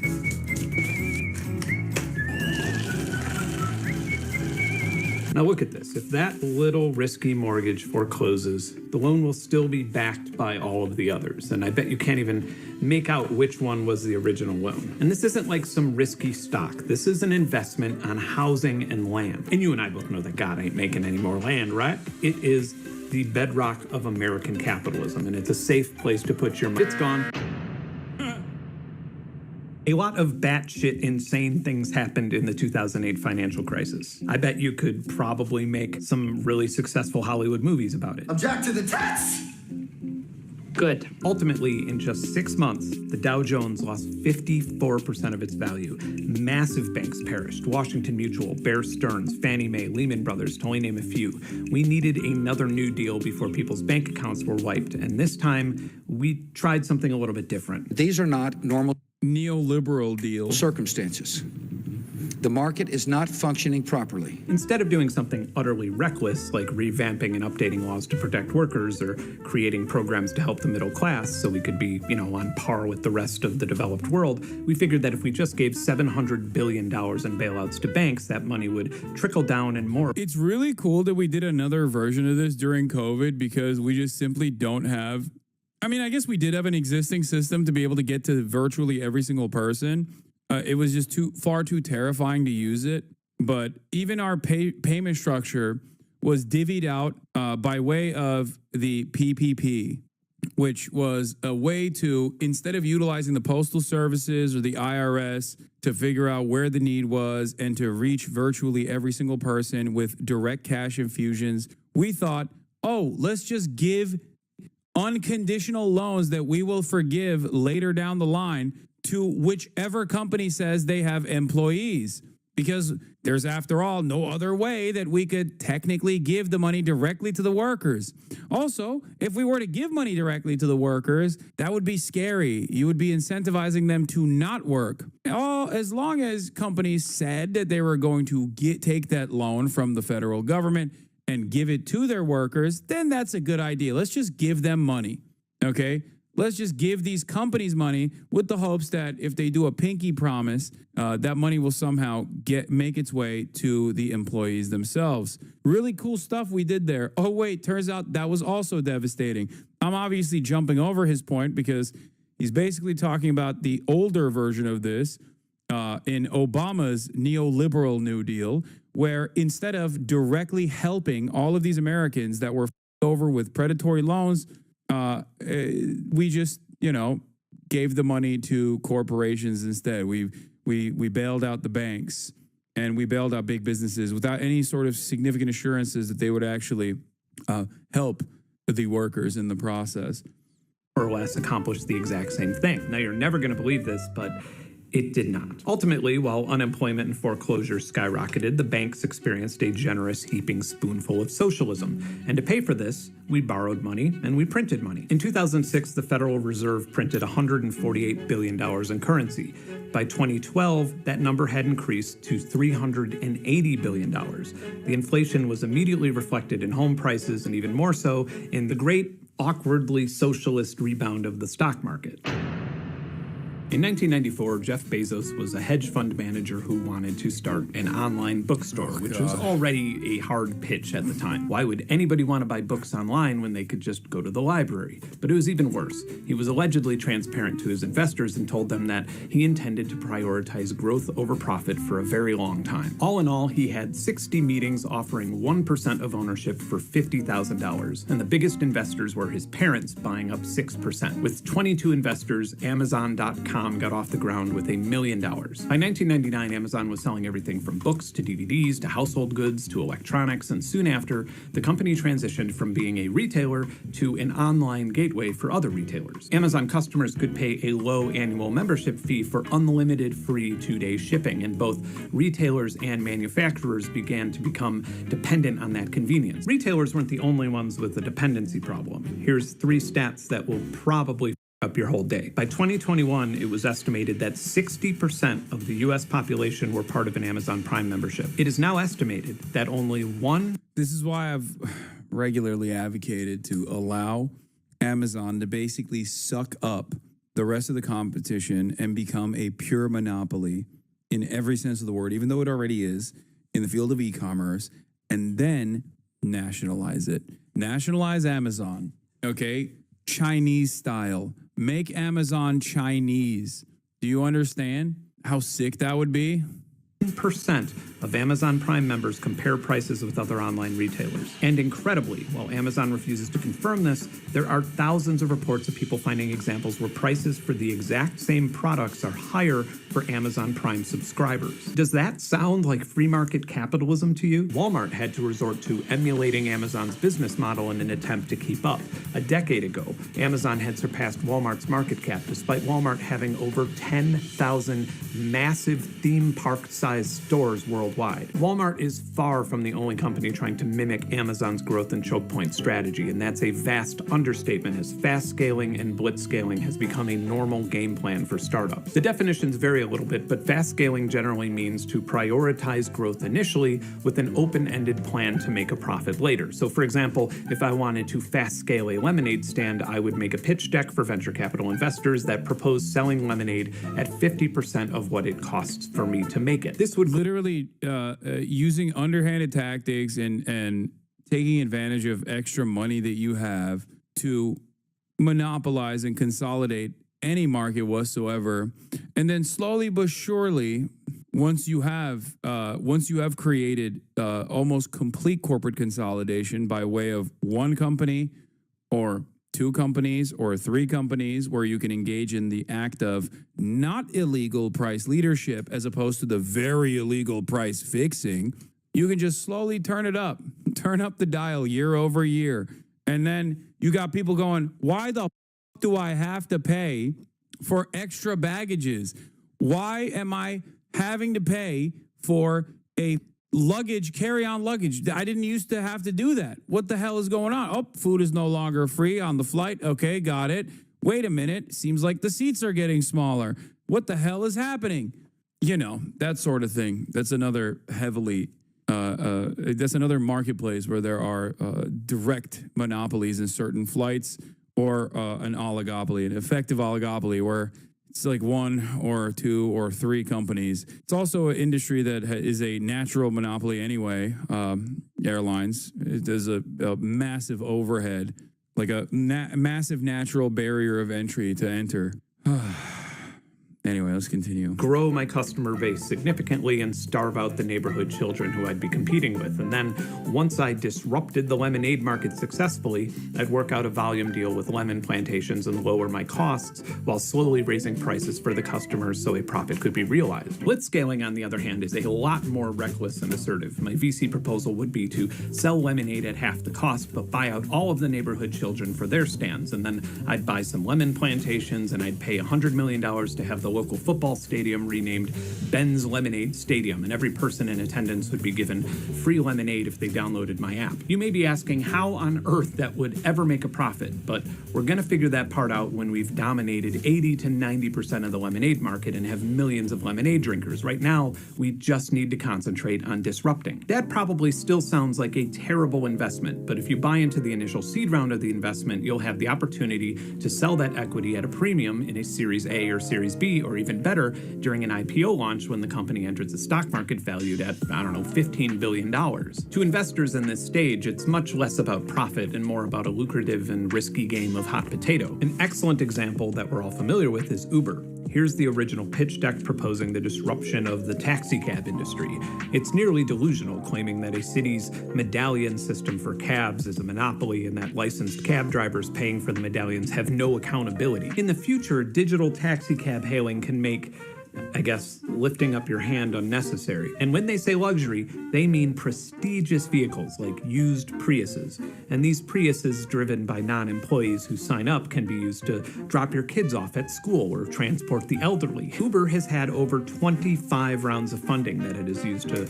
So much of Silicon Valley companies revolve around disruption language. Aman korkuttun lan. Oh, vay be. Okay, yeah, she has it. No, she does. Here. Leash şeyde. Al bunu da al. Leash. Şeyde, hayır. It's on the chair. What was I talking about? So much of the disruptive ways in which these guys work is basically undermining pre-existing regulation, whether that be labor laws, by, contracting everybody. What happened? No, it's just my mom, who wanted to walk Kaya. And like I was saying, so much of that is basically disruption is just a code word for the evisceration of pre-existing regulation. That's all it is. Like, if you have to employ people, then you have to pay for their benefits. But now you can actually disrupt that market by having contractors that are unaccountable. Raw dog its way into the cab economy and pay for everything from lobbying local governments to settling hundreds of lawsuits. Naturally, once the traditional cab industry was more or less destroyed, the prices got jacked way up, and between 2018 and 2021, the average price for an Uber ride rose 92%. Those early pre-seed investors who unloaded equity when the company went public will obviously never have to work again. Public investors did not fare so well, and the great Uber IPO launch crash shit show made some of us think that maybe finally people are learning not to be bullish about companies that have an annual operating income of negative billions of dollars. And despite this, by 2019, the American stock market gained an impressive 30%. We're back, baby. While COVID is a hot topic for debate these days between scientists and cult members, let's try and remember how utterly terrifying 2020 actually was for us. The economy obviously screeched to a halt, and many industries have still, and probably never will, fully recover as society was forced to change their economic habits. And while the stock market initially crashed in 2020, within 1 year, it had risen to over 30% of its pre-pandemic levels despite the economic apocalypse happening around the world. This is because on March 23rd, 2020, the Federal Reserve announced that it would be launching a bunch of new programs like the Primary Corporate Credit Facility, which would buy new corporate bonds, and other programs that would buy existing corporate bonds, mortgage-backed securities, and asset-backed securities filled with student, car, credit card, and business loan debt. The federal fund effective interest rate dropped to 0.05%. And all of this was before any person or local government received so much as a dime in relief. The following month, the CARES Act was announced, which was a free $1,200 check sent out to every American making under $75,000 a year, regardless of their circumstances, with no questions asked on how or where it would be spent. This would be the first of 3 such checks that Americans. I still have my check somewhere with Donald Trump's name on it. I never cashed it, or I might have cashed it. I don't remember. Which is why it's funny, because everyone's like, Hassan, you've always been so wealthy. You were born 6'4" and also unimaginably wealthy. And it's pretty funny because, like, yeah, I got a COVID stimmy, dumbass, because it was off of what your 2019 tax returns were. Like, of course, people don't understand that, but citizens received with a federal tab totaling $814 billion. And for those of my viewers who have been longing for an explanation for the massive increase in hammock sales that year, now you have your answer. These stimulus checks were just a tiny sliver of the overall $5 trillion that the American... They're going to be like, Hassan engages in tax fraud but while being a wealthy gorillionaire and still getting COVID stimmies from Trump. Government spent on subsidizing the economy, and you would be right in assuming that the list of recipients was outrageous. Airlines received more money than SNAP or food assistance programs. Payroll tax exemptions got more than housing programs and farmers combined. Massive loans and grants were given to the likes of Kanye, P. Diddy, Jared Kushner, the Church of Scientology. But more importantly, for the purposes of this video, a huge portion of that money went to fintech lenders, investment firms, and venture capital groups like Andreessen Horowitz, which was immediately repurposed into investments into a new, rapidly growing type of economy that some economists refer to as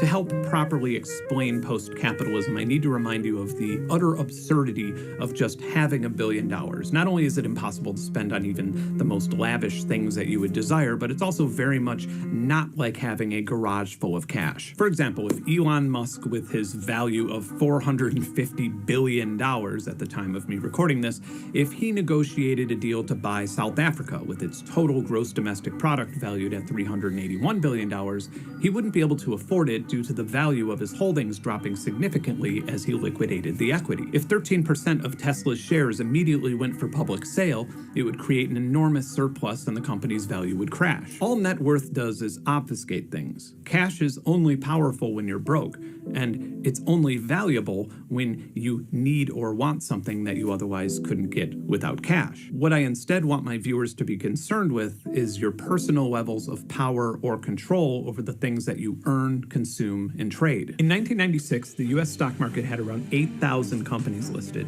and since then, our economy has grown by over $25 trillion, and now our stock market boasts nearly 4,000 companies. In that same period of time, the number of listed companies around the world went from around 24,000 to 51,000. So what is happening here? Why would our variety of public securities drop by 50% while the rest of the world's doubled?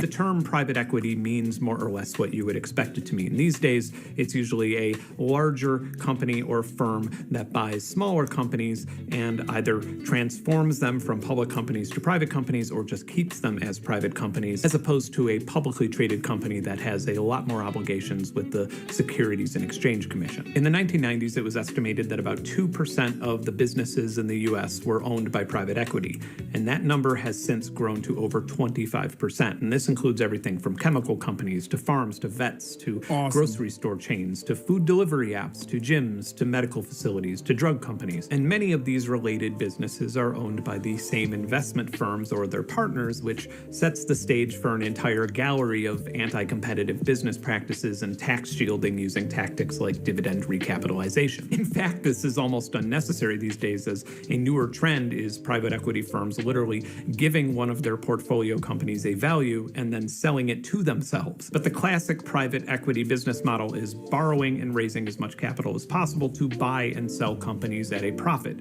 And the faster this process is done, the better, as this beckons the velocity of money demonstration that I gave you earlier in this video. You can argue that these are just complex capitalist maneuvers, or perhaps late-stage capitalism, a term that's been used since Werner Sombart coined it in 1928. But even that is not happening anymore. The velocity of these transactions is slowing down significantly, and the average private equity holding time is the longest that it's been in 20 years. The COVID stimulus and the market effect from it led to an enormous boost of acquisitions in 2020. And even though we're now... Hey gamers, this is also making video games gay. All right? Just remember that. It's making video games homosexual. Past the median average private equity holding period of 3 to 5 years, exits have been stagnant. What's more alarming is that in 2020, many workers proved to corporations that they don't need to come into the office at all, which also proves to corporations that many of them can be replaced by labor by anybody in the developing world who speaks English. That is a private equity investor's wet dream. So what gives? Does nobody like money anymore? The point of all of this maneuvering is decreasingly about turning a profit and increasingly about transitioning to a rent-based economy that hedges inflation. Right after the 2008 financial crisis, investment firms started betting big on farmland, typically hiring local farmers to manage them, but more frequently offering leaseback programs where the farmer continues working but rents the land, ultimately losing control over their working budget and circumstances. Otherwise, since then, and especially since 2020, in almost all cases, investment is not attracted to innovation or profitability, but to business models that act as a middleman offering subscriptions to products or services you would otherwise buy directly. For example, software, movies, video games, parcel, pizza delivery, headphones, cell phones, groceries, clothing, underwear, heated car seats, pregnancy. A rent-based economy has always been present in real estate, but if you're an American homeowner, then you've probably had an annoying amount of investment groups asking if you'd like to sell your house. And it's not unusual for those investment groups to pay over market value for single-family homes. It also shouldn't surprise you to hear that homeownership has been declining, particularly for millennials, with nearly 2 out of 3 people under the age of 40 being renters. Many argue that this is primarily due to inflation and sluggish wage increases, but the cost-to-income ratio has risen for renters and dropped for homeowners. The wealth gap between renters and homeowners has widened by over 50% in the last decade. In lower and middle-class households, white people are nearly 2 times more likely to be homeowners than people of color, meaning that younger minority groups are likely to be increasingly disproportionately punished in the future when you take all of this data into consideration. Profit and even money itself is only really valuable when it buys power. And if a societal system can be engineered to gain power without profit or money, capitalism begins to exist as something to exploit within that system under its umbrella. It sounds hyperbolic, but it needs to be said a lot more often. Most of us do not realize that we are in a constant battle with billionaires who don't want us to own things, but rent them. And when we don't own things, we lose control over our own budgets, lives, decisions, and ultimately our own destinies. Here's a pertinent example. Did somebody that you know send you a link to this video, or did you type in Ben Jordan new video and find it that way? Or was it recommended to you by an algorithm? Or was it placed on... Or maybe a third-party radical Twitch streamer is watching it in front of his audience in real time. On your sidebar, or did it autoplay when another video ended? This next and final chapter is very much about the type of transaction that you and I are having right now. Me working without benefits, guaranteed pay, or protections to make something to use as bait to get you to either watch targeted advertisements or pay $14 a month without even being offered a chance to indefinitely play the video file offline on your own device. And while you do that, your every move is being harvested for data to empower the company. Let's take a look at this definition again and let me know how well it describes our little transaction here. Capitalism is formally described as an economic system in which individuals and private parties control the means of production, and profits are the key driver of economic activity.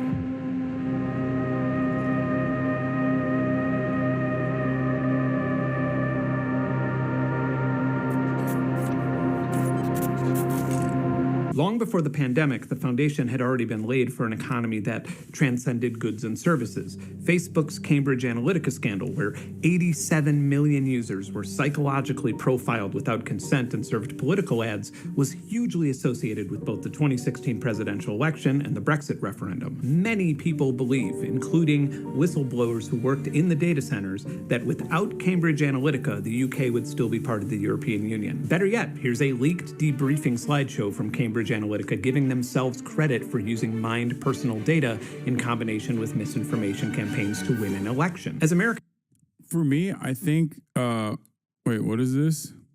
Edit, I get it, we don't like sponsors. Let me clear something up. Fundraiser for UNICEF Ukraine. This video isn't anti-capitalism, and Ground News is transparent about their methodology, which is vetted by third parties. It's not a comparable business model to news aggregators. We're not getting paid any more or any less if you sign up as a CPM deal.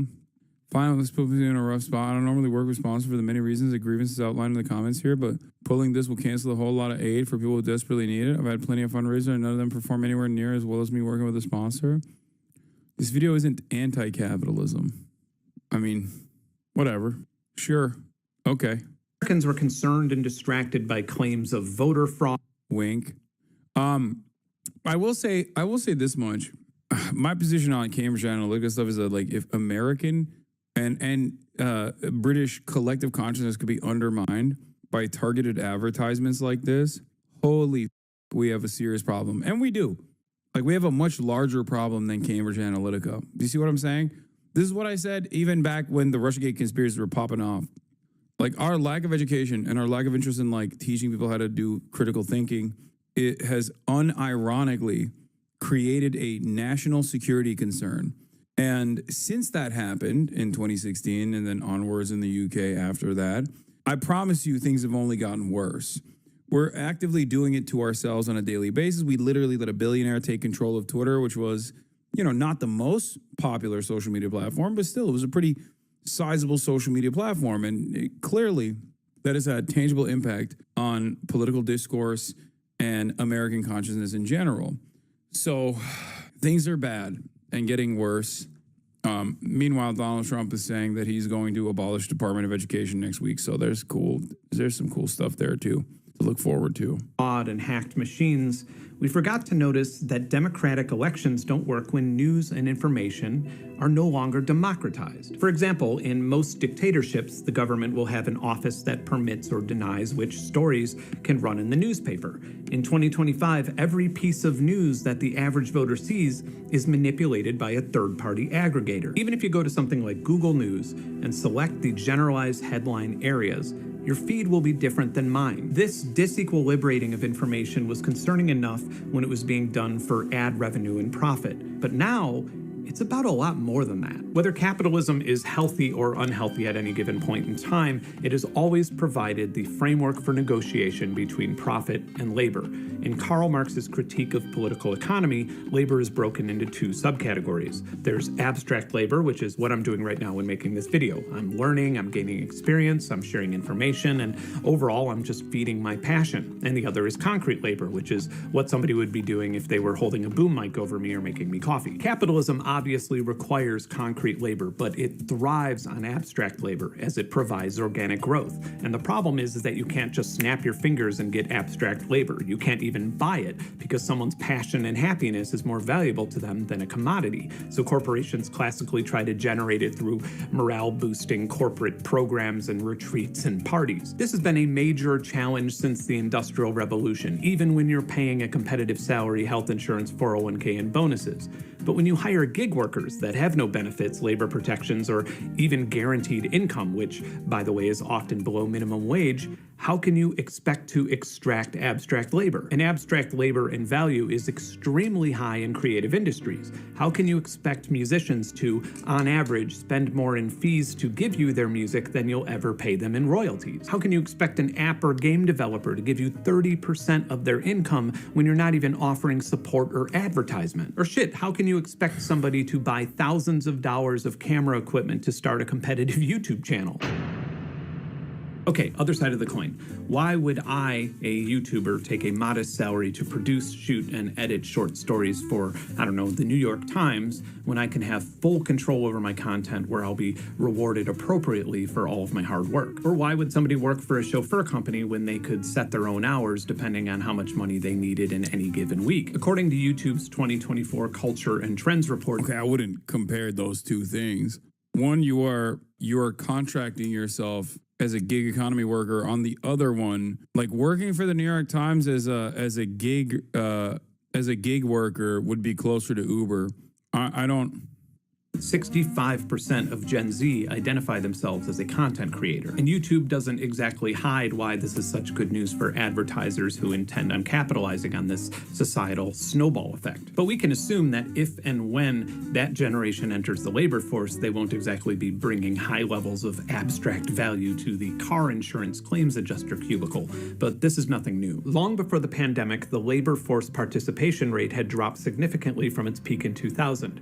And you can see the decline growing exponentially as big tech entered the economy. It obviously crashed during the pandemic, and now, even though labor force participation was at a 35-year low in 2019, we still haven't even recovered to that level. Meanwhile, in 2024, 36% of U.S. workers were participants in the gig economy. It is projected that by 2027, that number will have grown to over half of the entire American workforce.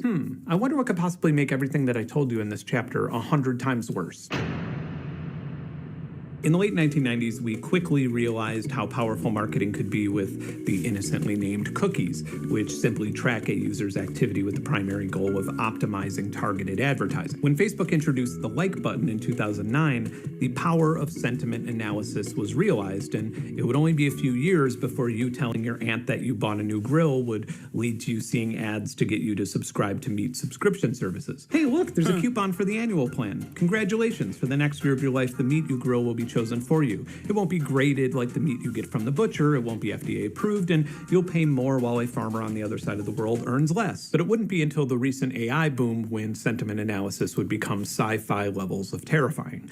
Facebook has lost popularity while young users migrated to Instagram and TikTok.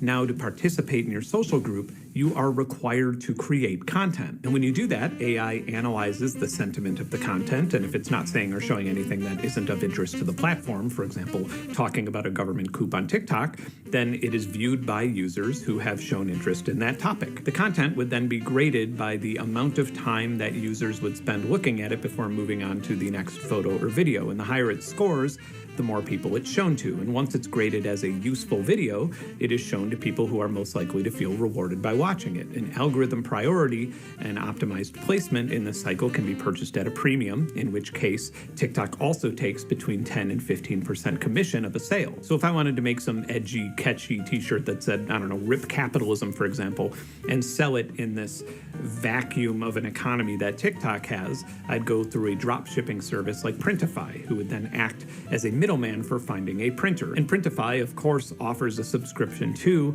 and they make money from both the printers and the designers. In this cycle, abstract labor is either unpaid or paid pennies on the dollars in comparison to the wealth that their labor generated. This isn't exactly a speculation or a prophecy either. As of 2025, 1 out of 3 young people have shopped on social media in the last week, and another study of 14,000 global consumers has shown that 91% of people prefer buying cosmetics on social media. 81% of the people in that study prefer buying clothing that way, while only 57% even bother trying clothing on before purchasing them. And again, one could argue that this is merely capitalism on methamphetamines, but a store like Kohl's employs 96,000 people.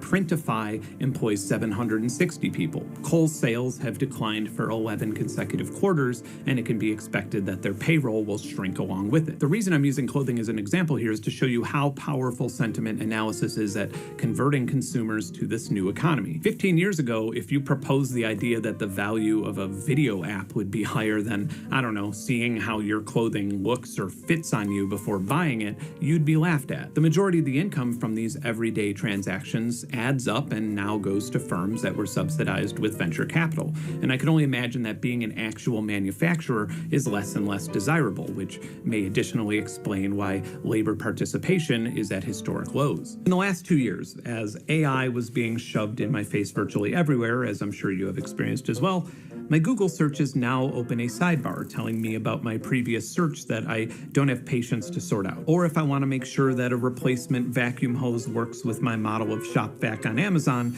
instead of searching through reviews and answers, I now have to talk to a bot named Rufus about it. This is happening with emails, with messaging apps, image editors, everything. I was initially really confused by this because virtually nobody likes it. It changes familiar workflows of users, which risks somebody leaving your ecosystem. And it's really expensive. Just one round of training an LLM or large language model can cost over $200 million. And that's not to mention the hugely increased processing power that needs to be done every time that you query that model. And all of this is just happening automatically just to beg us to use it. Why? The reason that so many cloud-based companies are dumping so much money and resources into pushing this technology on everyone is to capture the part of our routine that comparison shops or researches or asks for advice or arrives at a logical conclusion about something. If you become friends with ChatGPT or Gemini or Rufus or Siri, and you consult with their vast informational resources on a more personal and casual level, you're not only supplying them with the purest form of sentiment analysis, but you're helping them build a system that will further control not only your decisions on what to buy or subscribe to, but what hobby you'll take up next summer. Not only is it influencing your decision on where to buy an engagement ring or where and when to go on vacation to propose to your partner, there's nothing stopping it from influencing your decision on whether you should get married at all. It would be very naive to think of digital assistants as your assistants. They are very much not there to help you, but to help their owners. And the conclusion that most of us has is that they're there to help their owners make more money. But in the case of things like the Cambridge Analytica scandal or Twitter quite literally and intentionally becoming an interactive right-wing propaganda tool, there's a lot more to be worried about than money. What we ultimately have is money being extracted to systems that do not grow or scale the way a capitalist system does, by expanding the assembly line or opening more chain restaurants or researching and patenting a new type of refrigerant. And I am personally convinced that the market will crash again and more money will be borrowed and printed that will ultimately be invested into the further transformation into a rent-based economy. During World War I, America's debt to GDP ratio was 35%. In World War II, as we strained every single resource that we had, it skyrocketed to 121%, meaning that we had 21% more debt than value as a nation. Our debt to GDP ratio once again skyrocketed after the 2008 crisis, and it just kept rising. And right now, we are at 123%. Higher than it has ever been in the history of our economy. Our national debt as of February 2025 is $36.5 trillion, and our total debt is $102 trillion. I would say that we're well past the point of no return, but I don't even know what that is because this is so unprecedented. And I assume that it would be easier to change the value and concept of money than it would be to repay that level of debt. And it's worth pointing out that the primary owner of that debt isn't China or Japan or even our own Federal Reserve. I don't have a problem with this aspect of debt, especially because that's not how the American government works. The confidence that people have in the dollar comes from the fact that it is the global currency in which trade it takes place on, and also the fact that it's the American military that defends said global currency.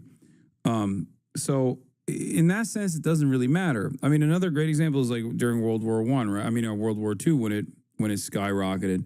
What matters to me is that in the World War II era, the way that all of that expenditure was distributed was significantly better than what it is now. That's the issue, in my opinion. The issue with American debt is not necessarily the fact that it's so vast, it's so large, because America is still, at this stage, the global hegemonic superpower. I'm not like a debt guy at all. I think a lot of the conversation that people have around this oftentimes revolves around like fiscal tightening, fiscal austerity, belt tightening initiatives. But in reality, I think the real issue is not the fact that we have such vast amounts of debt, especially because that's not undermining the confidence that people have in the dollar or the American economy as a whole, but it's how we have distributed those resources, and it entirely stays at the tippy top. It never yields benefits for the American working class. That's the issue. It's U.S. investors. As this cycle continues to snowball, money will be less and less valuable, not only because of inflation, but in principle. When the government is so closely entangled with the people who have benefited the most from this mass extraction of wealth from a capitalist economy, it stops making sense to think of wealth as money. Hear me out. Here's a helpful metaphor from the book Stalin, the Court of the Red Tsar. There's a story where Stalin and his powerful entourage of officials was traveling by motorcade when they came across a peasant woman struggling to push her cart up a hill. Stalin saw this and ordered the cars to stop and inquired about her situation. He wanted to give her some money to help her, but not one person in his entire entourage had a single ruble of cash on them. And that's because their wealth was in ideological power and influence. They didn't need cash because no matter how lavish their appetite, whatever they desired would be given to them. It wasn't until the deeply organized experiment of communism fell that the Soviet ruling class had to convert their wealth to a tradable commodity as oligarchs. Unfortunately for oligarchs, money can't buy everything. Money alone can't change laws. It can't force people to dress the way you want them to dress or to identify in a way that aligns with how you see them. It can't make ideologies against the law. It can't allow you to change the race, culture, or ethnicity of your neighbors. You can't buy someone else's choice to be or not be a parent, to graduate or transcend from those unfathomable limits of what money's wealth can get you. You need to control the power of information so that you can manipulate the world that you live in. And I believe that that is exactly what's happening, and unfortunately, I think it's going to get a lot worse before it gets better. If you've stuck with me this long to listen to and consider my entire manifesto here, thank you. And all I ask is that you consider the information in this video when you make personal decisions, read the news, or spend your precious time on this planet participating in the post-capitalist economy. I suppose you want some advice on how to educate yourself about current events when an exceeding amount of news organizations are owned by billionaires and sometimes even governments.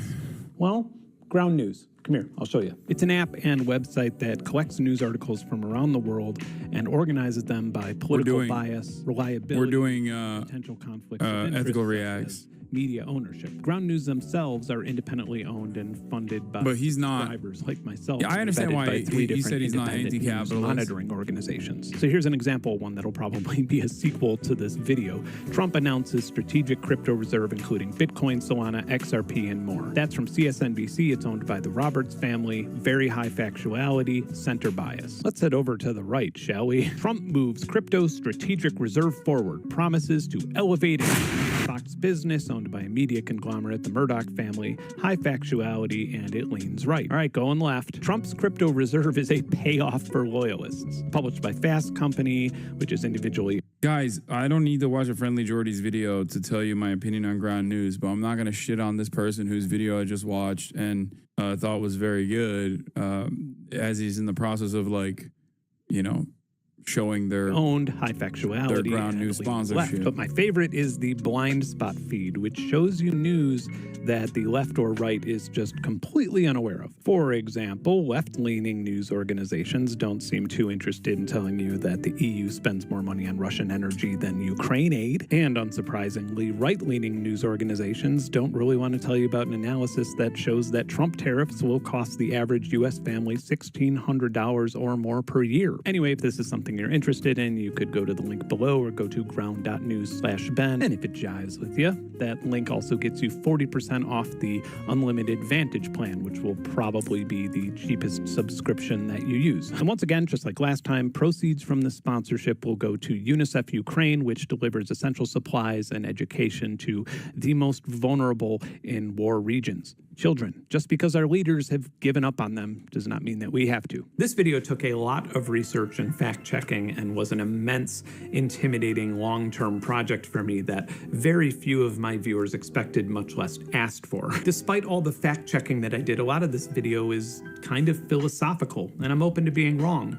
I do think that what I said in this video is worth consideration, as there are some very real statistics and scenarios that will affect your life in some way, shape, or form. But most of all, I want to thank you for your valuable time, and I also want to thank my supporters. Videos like this are part of my nonprofit and are almost always funded by viewers like yourself through Patreon. And if you'd like to support future videos and be part of an amazing, healthy, and inspiring community, then we'd love to have you. Ironically, it's another damn subscription service, but it's a worthy one, and you can join for as little as $1.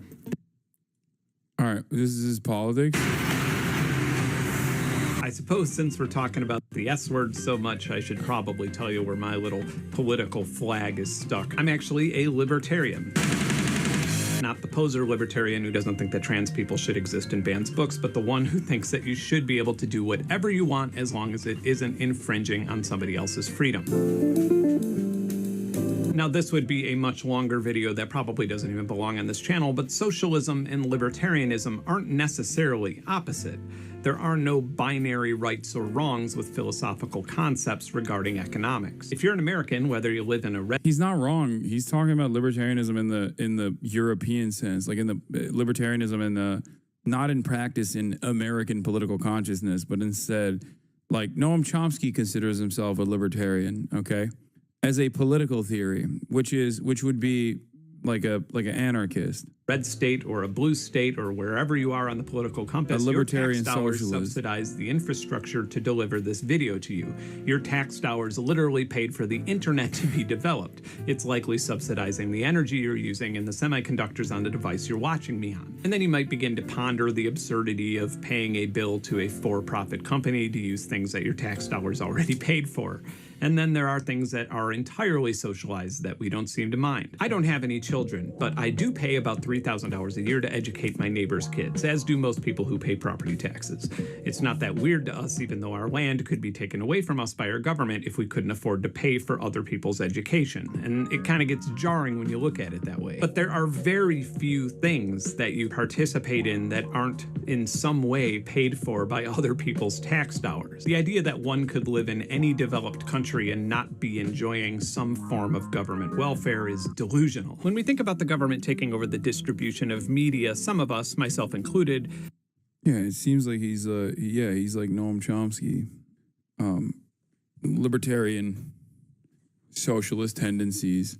Not like libertarian, like, hoorah, baby, I love guns. I'm tired. That'll be all for today. We did 9 whole ass hours once again. Hassan Reaction is one of the best ones in the React channel.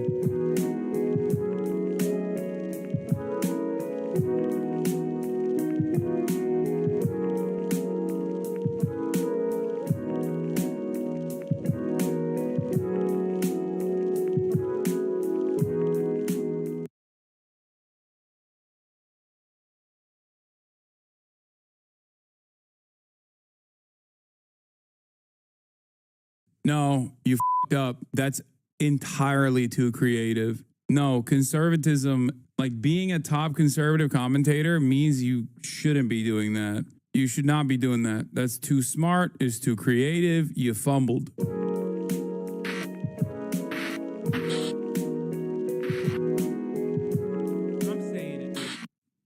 Wild guess and assume that this isn't your first time on the internet. I'm also going to assume that during your time on this big, beautiful invention we call the World Wide Web, you've probably come across a grifter before. As a quick refresher, a grifter is defined as a person who engages in a small-scale petty scam. Well, in today's modern and politically charged world, these scammers, swindlers, and con men have taken on a new, more lucrative form. And a lot of them just so happen to be conservatives. But I can safely say I've never felt more optimistic about the United States. Really intervened, like, we need this guy to come back in and make America great again. But let me know your honest thoughts. I think it's incredible. Dad, Trump knows there's plans to kill him. One of my favorite things Trump has ever said. Seems like just about everyone and their dog is grifting their way through this. Yeah.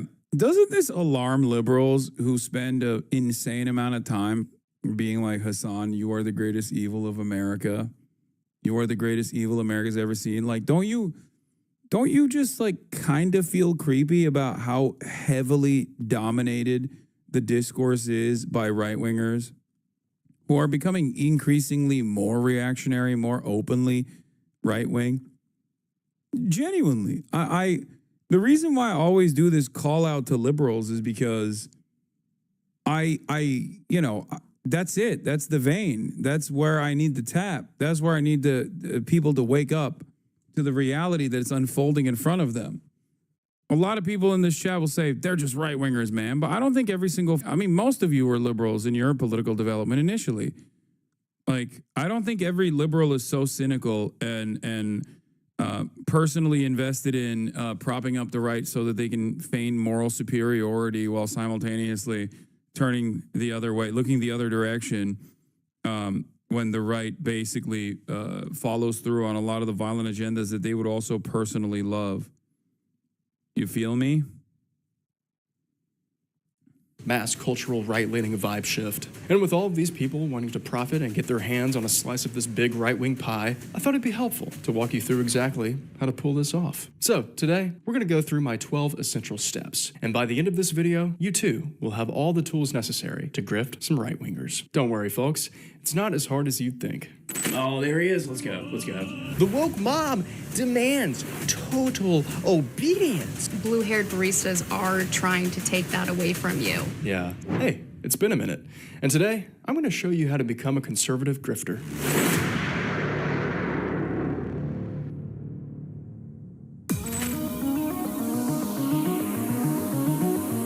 So first things first, if you want to be a good conservative grifter, you need to craft a unique style, one that will stand out against your competitors while still feeling somewhat similar. Let's start I put the apolitical cap on for this one. with the head. Now, we have a few options here. We could do a yarmulke, but I'm not Jewish. We could do a Great Clips haircut, but I unfortunately don't have one near me. Or we could do a hat. I think we'll just go with a hat. Talbot Henley, what the hell are you doing here? Okay, now for our clothes. Looks like our only two options are a black shirt or a suit jacket, so let's just do both. Now, big bonus here if you are a white guy, but if you're not, that's totally fine. You can still pull this off, and I'll show you how in these next few steps. Well, I'd say we were just about done, and all we need now is a name. Something cool, maybe a little bit edgy, but still smart. A moniker that screams Patriot Freedom Fighter. What about Slade?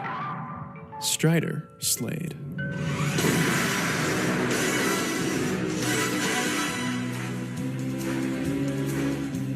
Now we just have to figure out what platform will be best to use for grifting. We have plenty of different avenues to utilize because luckily the internet is set up perfectly for a person like Strider Slade. But before we pick our platforms of choice, we need to set a goal for this video. We need somewhat of a North Star to follow. Hey, not that star. So I decided that the objective would be to try to upload one video a day covering a current political Yeah, he's doing dogma or newsworthy event. And wow, was there a lot for Strider to cover for the 2 weeks that were about to take place. I thought that 2 weeks of daily uploads would give us some idea of how successful our grift was. But before we start making our own content, we have to understand how those on the right are thinking. See what they're seeing in the media. We have to put ourselves in their mind, as our algorithms are probably showing us different things. For example, take this story about the U.S. Commerce Secretary announcing that most tariffs on Canada and Mexico will likely be delayed another month. Shocking, I know. On the left, they describe Howard Lutnick, Trump's Secretary of Commerce, as being cornered and caught off guard when discussing the delay. Meanwhile, the right frames it differently, referring to Bro, we only watch ground news ads. It's crazy. Wait, yeah, there it is. It's always here. Groundnews.com/Ben. .com/Ben. Ground News has helped me a ton in knowing what sources I can trust online, and it's honestly been the perfect tool for making this video. So thank you, Ground News, for sponsoring today's video. All right, where were we? Oh yeah. Well, to be a successful content creator online, it helps to start things off with a bang. And I thought live streaming on the platform Kick would be a good way to kick things off. Why Kick and not Twitch? Well, because Twitch has a bunch of socialist libs like Hassan Piker. Oh, I knew he was going to come out the fact check. Oh, I don't believe that. That's probably also funded by USAID. Anyway, we need to find something interesting to react to for our very first stream. To successfully do this, we can't just sit there riffing conservative talking points for 2 hours straight. Not for Strider's very first stream, at least. If only there was something political going on today that I could cover. They playing Christmas music now? What's up, guys? If you're just tuning in, we're watching the inauguration of Donald Trump. Guys, I'm excited about this one. It's gonna be good. Hey, would you look at that? What perfect timing. Oh, there she is. The First Lady is back in action. Interesting hat, though. I mean, it's definitely unique, and I think that's what the Trumps are all about. Every time it goes back to Barron, I just keep thinking about how he's 6'9". Look at him, like unit. He's like an oak tree. Dude, this guy is killing it. He kind of looks like the Penguin, I'm not gonna lie. You know a guy can sing well when his undershirt barely fits him. Oh, there he is. Let's go. Let's go. Yes, all right. Let's go. Been waiting for that one for 4 years. Let's go, baby. Hell yeah. Well said. Well. This guy's great. He's got so many good ideas. Has he delivered a single opinion so far? No, but that's precisely why I like it, because he agrees with things that I also agree with. I will not be putting any more thought into this process, and I will be coming back and clicking on the broadcast day in, day out, based. Said. A real apolitical kind of guy. Yes. I love that. Man, I'm getting hyped up. Now, as you can see, you want to be as partisan as possible during a live stream like this. You really got to make sure that anyone who joins would immediately be aware of where you lean politically. That way, they're more likely to stay and watch. With my actions today, we will end the Green New Deal and we will revoke the electric vehicle mandate. Perfect. Let's go. Bring the tariffs out. Let's tear it up. Tariff it up. Doge, let's go. Let's go. Doge is going to be awesome. Sit down, Biden. Well, for someone's first time live streaming, I thought that Strider was doing a pretty decent job. According to Kick, he had a total of 5 whole people who tuned in for the stream, and 2 of them watched the entire thing until Strider eventually got a little angry towards the end. God, I'm so hungry. Sorry, guys. I'm trying to text my girlfriend to bring me some lunch. Babe! Is lunch ready? Sweet. Alright, thanks. So you're kind of cold. Babe! Is there still cold in the middle? Got that woman representation. That's what it's all about, guys. Now that the stream was over and Strider's new saviors, DJT and JDV, were sworn in with their mandate to destroy the woke mind virus, it's time to do what all good content creators do. And that was to cut down the highlights of the stream and upload it as a new video to YouTube and Rumble. What's YouTube, you ask? Well, see, it's a website where you can upload videos. Oh, what's Rumble? Sorry. Well, see, it's a website where you can upload videos, but for the right. So I'm gonna try to upload a video on Rumble. This is so bad. Categories. I guess it'd be how to. Secondary, 7 days to die, 7 minutes in hell. God, there's so many categories. Battle crush, battle bit, battlefield, beauty and the fashion. This is so bad. Like, this looks awful. This might be the worst UI I've seen on a website since 2009. Like, how do you even upload a video? I think I might need some help navigating this thing. Carter, thanks for coming on to help us out. I have no idea what I'm doing right now. Me neither. I don't know what you're doing. I can't wait to see. I think it's going to be great. I think the world needs more conservatives and right-wingers because, you know, blue-haired liberals are taking over the world and they must be stopped. Yeah, I agree. I feel like I can't, you know, get a coffee anymore without seeing liberals. Right. Hi, my name's Carter. My channel is Doxy Carter on YouTube, and my videos are always a surprise, and you never know what you're going to get. So, yeah. So, I'm trying to teach my audience right now. I'm trying to teach. Don't trust her, brother. She seems like she's one of them sacred liberals, okay? She got the bisexual lighting in the background. Also, I'll have you know, she's a woman, all right? And you already know how women are. Women are gay. That's right. Women are gay. Remember that. They're woke libtards. That is the closest you can be to being the wokest and a libtarded is if you're a woman. Everyone how to become a conservative grifter. And I was actually introduced to Rumble through your video about infiltrating alt-right social media apps. And it seems like a pretty good place to call home if you are an aspiring right-wing grifter. But I'm curious if you have any tips in utilizing this website, maybe how we could get some views. Women are low testosterone. It's true. I would say you should say the most bizarre, off the wall and hateful things that you could possibly say. Okay. But also at the same time, talk about how you're being censored at other platforms. Right. Yes. Yeah, because that happens a lot, I've heard. As much as you can, I would try to play the victim in this scenario, right? Like, you're a white man.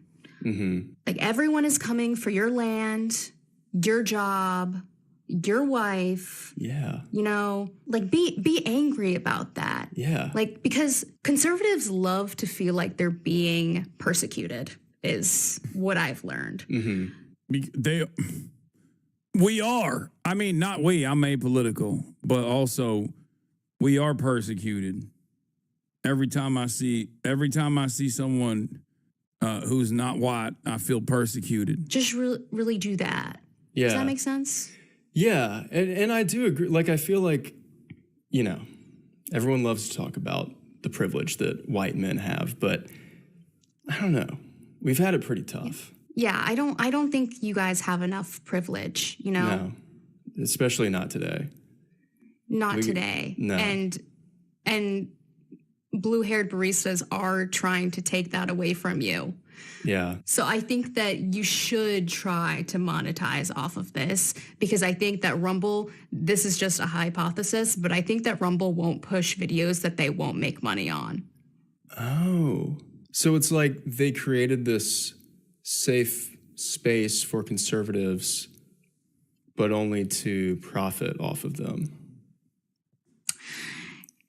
That is correct. Once I upload a video, if I had to find a good place to share these commentary videos via Rumble, where do you think would be a good place to do that? Because I don't want to use anything woke, anything like libbed up. I want to use something like honest, something true. I would say that there's a great app that's just for this occasion. Oh, really? And it's called Truth Social. Truth Social. Okay, Yeah. what is that? Truth Social is a social media app, and it was basically created as an alt-right alternative. So your posts are called truths, and then you'll see other truths that have been I think posted. Twitter is the best place to do this, by the way. I think Twitter is better than even Truth Social, because like Truth Social, sure, you're reaching most of the like you're reaching almost entirely conservatives, but like Twitter is definitely better because it has a larger market, and also is entirely comprised of right-wing dipshits now. And guess what you can do? What? You can re-truth it. Oh, that sounds like a unique feature. Yes. Wow. Is it true that you can't tell a lie on Truth Social? Okay, so now that we had a better idea of how to use these apps, Strider Slade's content machine was up and running. This is the part where we need to start honing in on the type To be fair, he did do a Twitter one already, so. of personality we want portrayed in our commentary videos. What type of conservative grifter is Strider going to be? A crypto fascist? What does a fascist mean? A vaccine denier? That the vaccines are causing You can do all of it. injuries, including death, 52%. A facts don't care about your feelings kind of guy? I know a few females. We were still kind of working out the kinks of Strider, but I thought as long as I kept making more and more content, his true personality would eventually shine through. Let's start with the Federal Bureau for Intimidation. Oh, sorry, the Federal Bureau for Investigation, whatever. So now this leads us to arguably the most important part of becoming a successful conservative grifter. And with this part, you can kind of do whatever you want, as long as you follow this one rule. Both agencies have been running cover for the deep state. RFK Jr. and Kash Patel will declassify all of it, from secret pandemic deals to the FBI's political blackmail.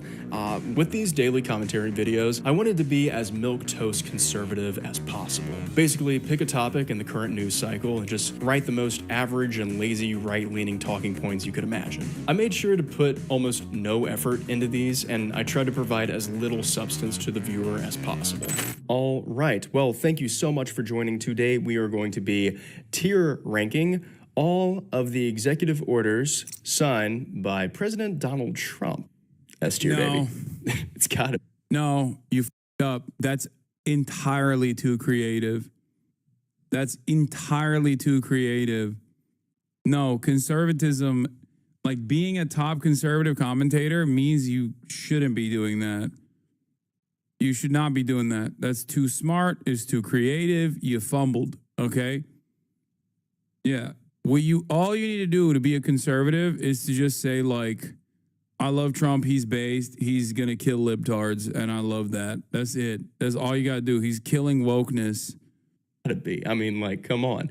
Think about all the good things that have happened so far after pulling out of DEI.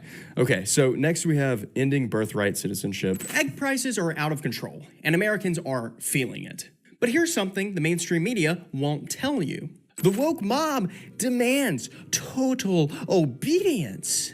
And when someone fights back, when someone actually does something, they call it dangerous? But hey, I'm just glad that Taylor Swift has a reason to be pissed off.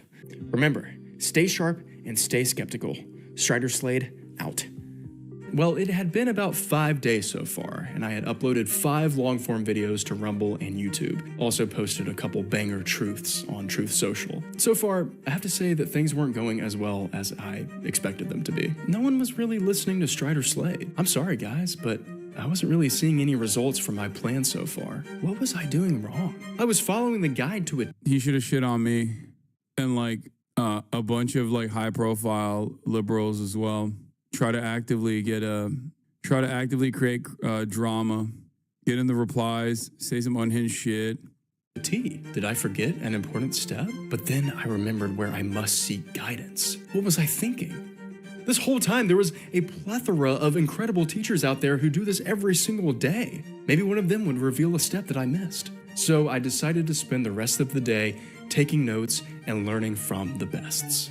Hello, everyone. This is Donald Trump. I'm doing my first official Donald J. Trump NFT collection right here and right now, just like a baseball card or other collectibles. Whatever your hurdles are, and use that as a driver. I really feel like I've learned so much from you, almost as much as I learn at Peterson Academy. And Peterson Academy is Jordan Peterson's online university that is...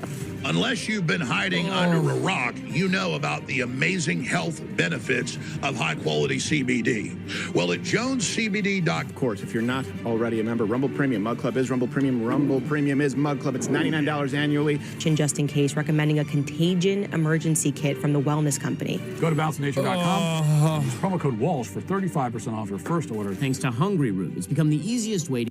All of the guys that followed these dudes will unironically turn around and call me a grifter too. Jesus Christ. Eat healthy and stay on top of meals. NobleGoldInvestments.com. The cell phone company we use, Pure Talk, says no. Wait, that's it. I finally realized what step I was missing all along. It was so simple. What's the point of being a conservative commentator if you don't make a lot of money from it? I had totally forgotten to apply the most important key to being a successful conservative grifter. I had to grift. You think all greens are the same? Think again.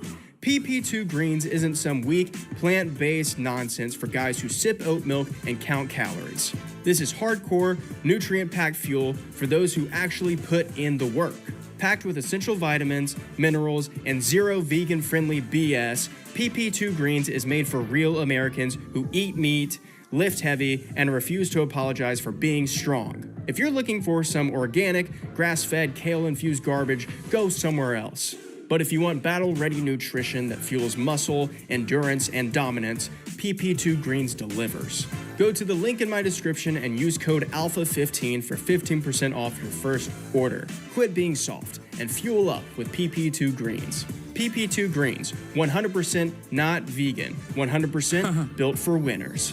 And thank you for PP2 Greens for sponsoring this video. Okay, well, as you can tell, I could only find a handful of smaller companies that wanted to sponsor Strider Slade's videos, but honestly, I was just happy that I could find any. And now let's talk about Congress, the world's most expensive and least productive daycare center. But first, you don't build strength with excuses. You build it with Crackle Creatine, the pure, powerful fuel your body needs to train harder, recover faster, and dominate every workout. Unleash power with Crackle Creatine. Packed with 1,200 milligrams of caffeine, our creatine blend is designed to supercharge your workouts like never before. Only 12 scoops in whole milk before your workout should do the trick. Testimonials. Hey, look, it's Talbot Henley. Yeah, I actually made all these companies myself. America runs on hard work, grit, and a damn good cup of coffee.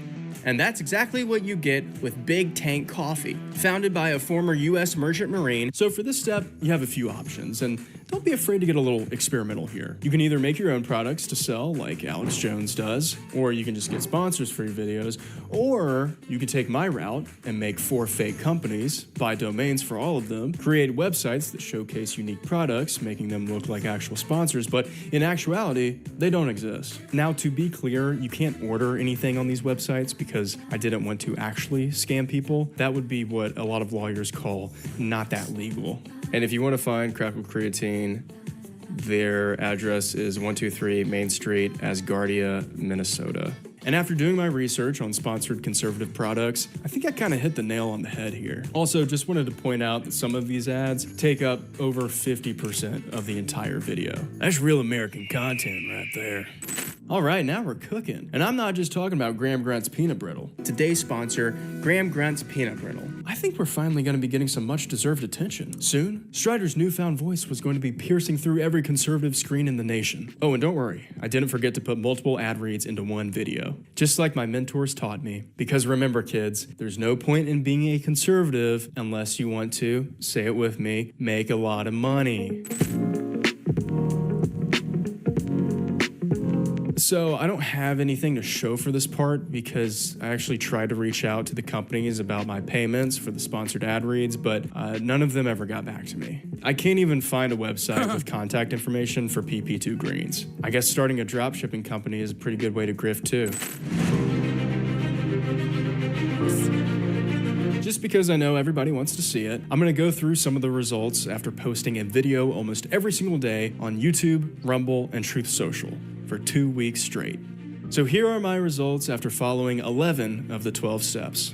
YouTube, I got this many views and this many subscribers. Truth Social, I had this many likes, this many retruths, and this many replies, and this many followers. And Rumble loved Strider Slade because I got this many followers and this many views. So now this leads us to our final step of becoming a conservative grifter. Now, I actually haven't seen any of the other big ones get to this step yet, but maybe it's just because they don't know how to do this part. So, to all of my conservative grifters out there, here's the very last thing that you need to do. True. I never thought I'd make this video, but I can't keep lying to you. So here is what I know. For years, we called the woke mainstream media. It's not that he's not good at the bit. It just takes too long. Content creation is a difficult endeavor. And also on top of that, it takes a long time to, and you need a tremendous amount of luck. When I say it's easier to grift to the right, I simply mean that once you are established or out of the established content creators, it's infinitely easier to grift to the right. The enemy. But let's be real. We are the mainstream now. Money drives the industry, and right now the money is on the right. That's why corporations are ditching DEI. It's not because they're buckling under pressure, it's because it's more profitable for them. Conservative media isn't about truth, it's about power. Billionaires fund it because it serves them. Tax cuts, deregulation, political influence. Meanwhile, real leftist media struggles because under capitalism, leftism isn't profitable. The Daily Wire, Blaze Media, PragerU, Turning Point USA, they all push the same fear-driven narratives. Cultural Marxism, the Great Replacement, fringe conspiracies made mainstream. The far right isn't lurking in the shadows anymore. They won the culture war. And I played right along. I pushed narratives I knew weren't true because it's what my audience wanted. It's what the algorithm rewarded, and it's what the movement demanded. I get why my videos resonated with you. I do. But here's the truth. Conservative media is designed to keep you afraid, take your money, and make you vote against yourself. They manufacture your anxiety and then sell you the cure. The Republican Party, led by Trump and funded by Musk, isn't fighting for freedom. They're seizing power for the billionaire class. And they've built a media machine to keep themselves in control. But this isn't the only grift. The Democratic Party sells you hope but protects the status quo. They promise progress while serving the same billionaire class. They just keep enough change on the table to stop us from demanding more. The system isn't broken, folks. It's working exactly as designed, to keep us powerless. It's time for something new, something real, a movement that puts people over profit, a true third way. The grift must end. So remember, stay sharp and stay skeptical. Strider Slade. Mainstream is left, dumbass. That's right, dude. Mainstream media is actually all socialist, and all of the platforms that seemingly keep pumping out right-wing content everywhere are also socialist. That's why the largest political content creator on this socialist website, owned by socialist Jeff Bezos, owned by socialist Amazon, his name is Asmongold, who is a right-wing political commentator. That's why Asmongold also is the largest right-wing commentator on YouTube as well, which is another socialist website. That's why the entire field of podcasting is completely dominated by, even though they're socialist companies, dominated by right-wingers. Look at the top 10 podcasts on YouTube, on Apple, anywhere you go. They are all, people like Candace Owens, Tucker Carlson, Ben Shapiro, Charlie Kirk. This is precisely the reason why, I always say, no, you don't understand. All of these companies are socialist, and all these guys are actually socialist. That's why the most popular mainstream news broadcaster is Fox News, another socialist company. Asmongold isn't right-wing. He's a slightly right-leaning centrist, at least by American standards. You are out of your mind. Okay? Slightly right-leaning centrist is also insanely right-wing when you say by American standards. So he said he was going to dress up as Ash Ketchum to do border detentions. Yeah, he's just center right. Out. Ooh, we got a comment. Good riddance, libtard. Owned. All right, I'm tired. All right, ladies and gentlemen, that concludes today's episode of the hellish nightmare that we live in. Hassan Reaction is one of the best ones in the React channel.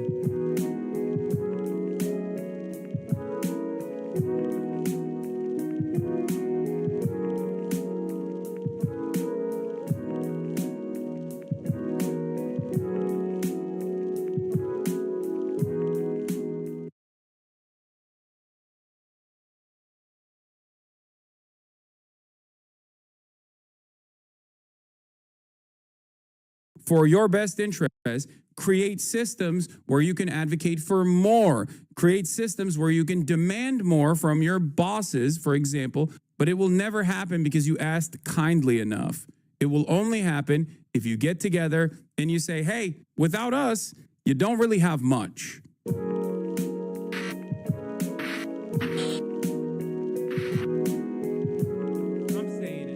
Can we watch Jimmy the Giant's video that kind of talks about this?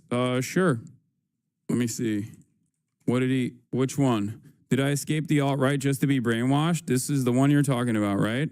He put me in the title too. I mean, he put me in the thumb. You go down to the pool that I have jumped out of the alt-right pipe. Right? This video is brought to you by Lies of the Left. When are you dropping How I Escaped the Alt-Left Pipeline? Woke crap. Since I made that video, Escaping the Alt-Right Pipeline, there has been a claim that's kicking around that I have jumped out of the alt-right pipeline and landed slap bang in the far left. Can you clear for the haters? Are you demonized or do you choose not to run ads? I choose not to run ads, but I am also demonized.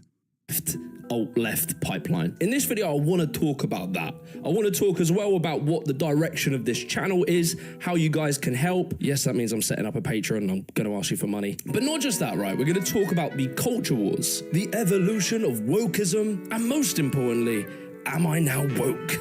Yes, my favorite small YouTuber who only posts obscure content finally uploaded again. Is this submarine sort of woke now? Don't tell me that isn't a woke-shaped submarine. Trying new stuff, I guess. Sorry, I didn't know the Walt Disney Company is making submarines now because it looks less I figured I'd start this video out with me doing my political compass. I did it on stream, and when the results came in, shit. God, I'm a lefty. That's mental. That's insane. I can't believe it, bruv. Yeah, I guess I am pretty left. For those of you who don't know, Jimmy the Giant used to be, by his own admission, he's someone I interviewed as well, by his own admission, someone who was like firmly in the alt-right. And he is at his own personal journey where he's become a little bit of a lefty, also by his own admission. Now, look, I'm going to make my excuses. The problem I found with these tests when you do them is that it sort of doesn't account for new. I think it's impressive that you focus on problematic content creators and drop them once it more or less gets resolved. More or less resolved. I mean, it rarely ever gets resolved, unfortunately, but yes. Once, because me as an individual, I can be very critical of unregulated capitalism. However, I really like capitalism. I really like businesses. I like it in many industries. I like when people come up with innovative businesses and they create cool shit. I think without checks and balances, capitalism has some nasty tendencies. Competition in capitalism can drive innovation, but I believe in order to actually have real competition, you have to have things built in to stop the 1% of wealthiest people hoarding all of the wealth. Everyone calm down, okay? Let him talk. Like, you don't have to immediately go, this man is an ideological enemy. Like, just chill out. This is what I mean about charitability, okay? This is literally what I mean about being charitable to people. You're talking about a dude who was like a couple of years ago saying like, we got to save England from the scourge of unrestricted migration. And then the moment where he's like, I've gotten out of all that stuff. And I still think that like capitalism is good. I like cool shit that they invent. He's not a card carrying commie. Like, you know, I guess he's an enemy, you know? He doesn't not a card-carrying commie who wants a permanent first world genocide. This is crazy. I believe a state should control its utilities, like private billionaires maybe shouldn't own our water supply, our rail, our electricity, etc. But you see, these political compass tests, they don't let you type out your answer. It's basically, is capitalism exploitative? Yes or no? So you just have to take my word for it that practically and politically, I am a social democrat. I believe in the sort of Bernie Sanders, the Nordic model. But the graph says I'm far left, so f it. I'll own it. I'm far left. But you see, this does leave two very important questions. Firstly, why am I not a communist? And secondly, and much more importantly, am I woke? Almond milk. All I want's proper bloody milk, not left-wing options, proper milk. What's wrong with me asking for that? To answer it's a war on proper milk, lads. It's a war on dairy. Save England. It is pretty funny because, like, this is why I do Hogwatch, right? Because there is so much unlimited potential. It's an untapped vein of content. Right-wingers are constantly hilarious, organically, without even trying. That's why I think it's good to, like, sometimes laugh at them when they come out and do dumb shit like this, okay? It's just, it is a very successful mechanism of propaganda, the way that like right-wingers do this to some of the edge cases on the left. These questions, I'm going to tell you a very long and drawn-out story to extend the retention time on this video.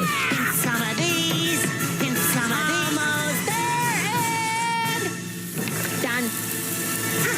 Now let's see how it looks so far.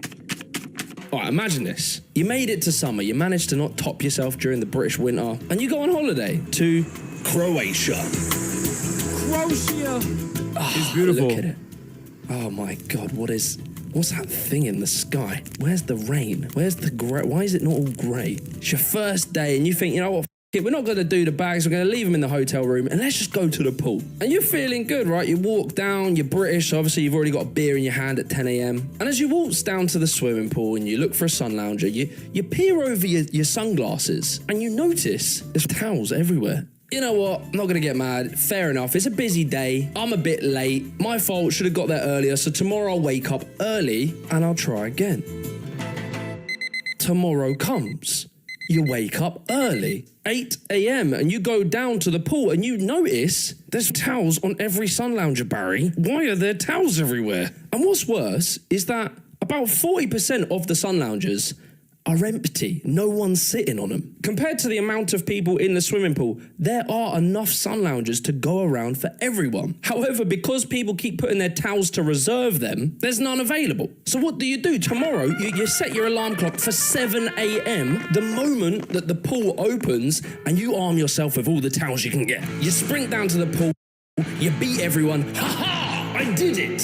And in that moment of triumph, you realise, shit, I went from a nice, community-loving proletariat into this individualist, hyper-competitive, petty bourgeoisie. You've changed, man. This right here is what happens in a society with no regulations. The greedy, self-interested individual can literally dictate an entire culture upon people who would actually not mind sharing. We're all watching it because we're all horrified that we've had to do this every day on holiday, Lella. This has ruined my holiday. That 1% of people, and you all know him, everyone knows that greedy guy in the group. They don't really care that everyone else has enough. All they care about is making sure that them and their family have what they need when they want it, whenever they want it. Do you mind not looking at me like that all the time? It's really disturbing. This small minority of people, their behaviour makes a ripple effect, which causes people to respond in defence, mirroring their competitive behaviour that otherwise they probably don't want to mirror. But they do so due to fear of scarcity. I mean, just think about it in your life. Like, during COVID, this happened with the toilet paper, right? Everyone was scared that they'd have none for when they needed a dump. And despite the news repeatedly telling us we have no shortage of toilet paper, the shelves are empty because people were panic buying. As soon as you see some people buying more than they need to, you start thinking, will there be enough for me? And when you're in the shops yourself, you can see that people are panicking, so you're starting to panic as well. It's more of a follow the crowd sort of thing. In a plea to customers, they said, "We need your help. There is enough for everyone if we all work together." Now look, this is all very tragic, right? Our beautiful, lovely Croatian resort. The poor people that just want a nice holiday. They all convene, right? All the pool goers, they convene and they discuss, how do we fix this problem? And they come to a genius conclusion of maybe we should employ a few staff members to monitor all of the sun loungers and make sure that people aren't reserving them with their towels. And we make sure that we have enough sun loungers to go around. Yeah, well done, lads, you did it. You had your big revolution. Pooltopia's established. Brilliant. But you know, look, some time passes and like new generations are born into this Pooltopia. And as we're sat enjoying a cocktail late into the evening, old granddad, the proletariat, he's telling stories to his young petty bourgeoisie grandchildren. Listen here, Michael, back when I was your age, right? You won't bloody believe it, mate, but we used to have to wake up 7 a.m. to come down here and put towels to get a sun lounger. It was a nightmare. I'm telling you, it was a nightmare. Ruined the holiday. All right, Granddad, go to sleep. And one day, Granddad does go to sleep. And he doesn't wake up again. And slowly, we forget. They're off. Look at them. They're off. Look at them. The younger petty bourgeoisie, they never had to fight for their sun lounger. They grew up in good times and they started to have their own ideas of how this Pooltopian economy should operate. My friends of Pooltopia, I have a question. Why do we have these tyrannical pool chair Stasi policing and monitoring our every towel placement? Do they think we're children? This very persuasive speaker rallies the Pooltopian economy into firing the chair guards. And so what they do in turn of the guards is instead place nice shiny signposts on the walls saying no putting towels on sun loungers. And the signs look great, right? They're brilliant and everyone's following them. But at the end of the day, they are just signs. One day, as they rush down to the pool to jump on a sun lounger, they notice that there's some towels already on the sun lounger. That's weird. It's probably nothing to worry about, probably just some keen beans going for a morning swim. And then they wake up the next day and they notice more towels are on the sun loungers, and the next day, and the next day. And just like that, the cycle resets. The towel wars return. And somewhere far away, Grandad Proletariat is rolling over on his heavenly sun lounger and thinking, I tried to warn him. Before we go any further, I want to give a massive shout out to Squarespace for sponsoring today's video. Squarespace is undoubtedly the best platform for making your own beautiful, perfect website. With their new design intelligence, which combines the newest AI technology, and their many years of understanding how to craft unique website templates, you can now literally just type prompts into the AI and it will make an entirely bespoke website template for you and your brand. And also what's so helpful if you're selling products online is their payment systems. They accept so many different types of payments from Klarna, ACH direct debit, Apple Pay, and you can even do buy now, pay later with Afterpay and ClearPay. And also, if you don't love writing like product descriptions or whatever, you can use their AI to generate descriptions for you. Also, if you're not that great at copywriting and putting like product descriptions in, Squarespace's Blueprint AI means you can bang in a prompt to ask it to make a description, and it'll shoot out some really good copy and you can just tweak it to how you like it. So be sure to head over to squarespace.com/Jimmy the Giant, and to get 10% off your first purchase of a website or a domain, use the code Jimmy the Giant. Anyway, back to the video.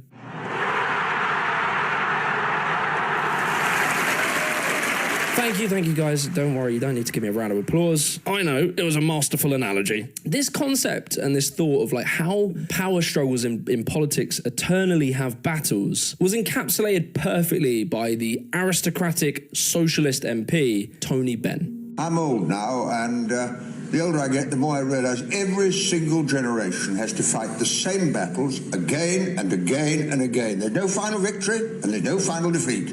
This right here is where I personally separate from, say, communists and real far left people. They will point to like the 1900s, right, where people are working in these brutal factories for pennies, living in slums, and then from incredible hard-fought battles politically, by the 1950s, these same types of people were given free social housing, free healthcare, free education, and it was great. It led to 30 years of the longest continued economic growth we've ever. Yeah. The issue here, of course, is that all of those gains were hard fought, right? By communists, by socialists and trade unionists, like a coalition of people that had a range of ideology. And they were bloody battles, both here in the United States and also in the entirety of the Western world. The issue, however, is that while it took a while to claw back all of those social safety nets, ultimately capitalism won. Ultimately, capital owners won. They had their wishes. They were able to get their wishes because there is an extent to social democracy. There is an extent to how much, there is a limit to how many gains you can make. And social democrats will oftentimes reflect on Social Democrats right now reflect on the social safety nets that were fought for by people that were infinitely more radical than they are, not recognizing that the advocacy for capitalism that they maintain, the posture that they have towards capitalism, is ironically the reason why those safety nets that they want to bring back now are getting taken away from them. This is why a lot of hardline Marxists will understandably say that the welfare state structure is simply a lifeline for capitalism, a band-aid solution. And it is true. There is truth to this. We've ever had. We drastically reduced inequality. There was very few economic collapses. However, this incredible progress was completely reversed. Socialists don't like people to do things for themselves. Socialists like to get... It's also the stupidest arguments. Like, I can't stand it. I'm no elitist by any means. I myself will voluntarily recognize how stupid I am, how many limitations I have. But goddamn, the stupidity of anti-socialist thought truly frustrates me, because it reminds me that you don't have to be particularly brilliant. You don't have to be particularly smart. You can just basically say the dumbest things possible, and the overwhelming majority of Western society will agree with you when it comes to being anti-communist, anti-socialist, and the like. That's it. You can say anything you want about socialism and what it truly means, what it means in practice, or what it means in theory, and people will just go, yep, that seems right to me, because other people have also said that before me, and I'm just taking it for granted without ever actually thinking about things in a different way. Get people dependent on the state. Also, Margaret Thatcher isn't a particularly stupid person, okay? Margaret Thatcher is evil, albeit fairly intelligent. It's just even intelligent people can very easily dial back their intelligence and talk about socialism in the stupidest ways possible, and the majority of people will eat that up. Never build a great society that way. We were the first country to attempt and to succeed in rolling back the frontiers of socialism, which is the first cousin to communism. By the 70s, when Thatcher came in, the wealthy classes managed to undo a lot of this progress, stripping back welfare states, privatizing publicly owned assets. And the communists will argue that the reason this happened is because we didn't go full communist. And I agree with them. However, I personally don't believe that there is an eternal solution. Western leftists often ignore the majority of the world population being brutally exploited in the global south. Social democracy requires this exploitation. Yes. Another thing that I ironically tried to have a normal, productive discussion with Ethan on the Leftovers podcast back when we had a podcast was that social democracy can only exist in the ways that it does with hyper exploitation of the global south. There is no other way to have a social democracy.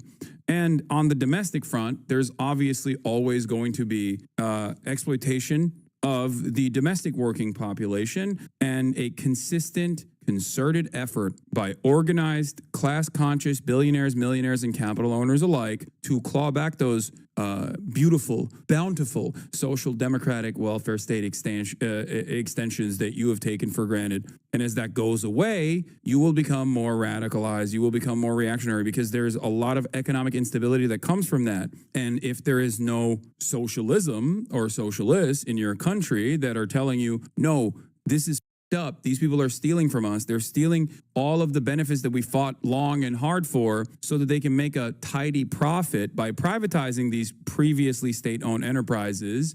If there's none of that, and there's unfortunately none of that in Europe because capitalism won, communism lost. Let's be real. That's what the Cold War did. All that remains is right-wing populist sentiment. You're angry and you should be angry. Why should you be angry? Because immigrants are coming in. Immigrants are stealing what remains of the coffers of the government. They're stealing from you. It's other poor people that are stealing.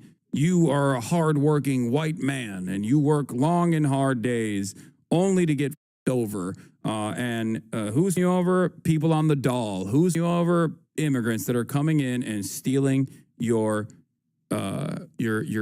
minuscule social safety nets. Personally don't believe it. On some level, no matter how much you achieve, how much you raise living standards, how much you structure your democracy to be as representative and democratic as possible, ruthless actors will still find a way to give themselves more power and control. When the problems of the past are fixed, the younger generation forget the struggle that it took to get there. And you can see this on the other side, when you flip over to right-wing libertarian attitudes to capitalism. Many of the American right sort of follow this idea, like Ben Shapiro. But then in Britain, we have with the Reform Party, Rupert Lowe and Nigel Farage, who often talk about removing the welfare state. They criticize disability benefits a lot. Some of them want to privatize the NHS. This ideology, this sort of libertarian ideology, completely forgets the reason why these things exist in the first place. Wait a second, why does it exist? Isn't it just one big waste of money? Well, first of all, the number of people who will suffer is likely to be very, very small. Private charity, private efforts will provide support for the vast majority of people who would be poor in the absence of some kind of support. And when government does it, it creates an air of entitlement that leads to more and more demand for redistribution till everyone becomes a ward of the state. Well, look, let's talk about that. So let's say we have some bloody libertarian revolution, and we create the Free State of Britannica, sponsored by Meta. In this amazing libertarian utopia, we all go out and we make our own little businesses. I open a little shop selling gamer goo. You open a gallery displaying NFTs. And like, you know, we still have a government because we're not complete anarchists, but it's a very small government. There's no welfare programs, there's no free healthcare, there's none of this stuff. All there is a few politicians to stop monopolies forming, because even libertarians understand that monopolies are bad. And what's this all going great? Do they? They say in theory that monopolies are bad, but I mean, the reality of the matter is, libertarianism or any kind of deregulation actively moves the needle in the direction of monopolies. As a matter of fact, the reason why monopolies currently exist in the United States of America and all around the planet is not because the government created them, but it's oftentimes because there is a tremendous amount of deregulation that allows companies to take advantage of the marketplace and engage in predatory practices, undercutting the competition, and then purchasing them once they go bankrupt. Amazon is a perfect example of this in the e-commerce field, where Amazon is a monopoly in the e-commerce field. And we're all trading and doing our thing. A guy appears, right? His name is Shelon Crust. Shelon invents a brain chip that can cure your existential loneliness. Amazing! What a great innovation! What a genius! The market should reward him for his incredible contributions to humanity. And so, Shelon becomes incredibly wealthy. But you're trying to do good things and you're a billionaire. I mean, yeah, that seems a little bit like either superhero or supervillain. You have to choose one. And because he owns this chip, he's able to spread his ideas on his platform and push them to everyone. And he starts pushing some ideas of how society should function. Weird, different ideas with like strange hand signals and stuff.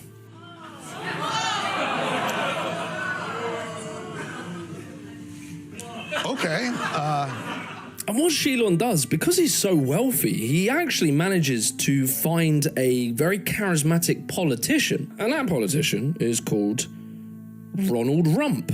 And he becomes the president. And all of a sudden, Shelon starts bending the laws to suit him. The government, who are meant to be like, you know, not involved in the economy, they start imposing tariffs on Shelon's competitors. He even manages to make the politicians agree to taxing the people, and those taxes go to funding his big projects. And very quickly, Shelon just starts building this non-competitive monopoly. But wait a second, hang on a second. In our libertarian economy, you're not meant to do that. It's against the rules. Shelon doesn't give a about your lame little rule book, and he's made enough money and has enough power to do whatever he wants.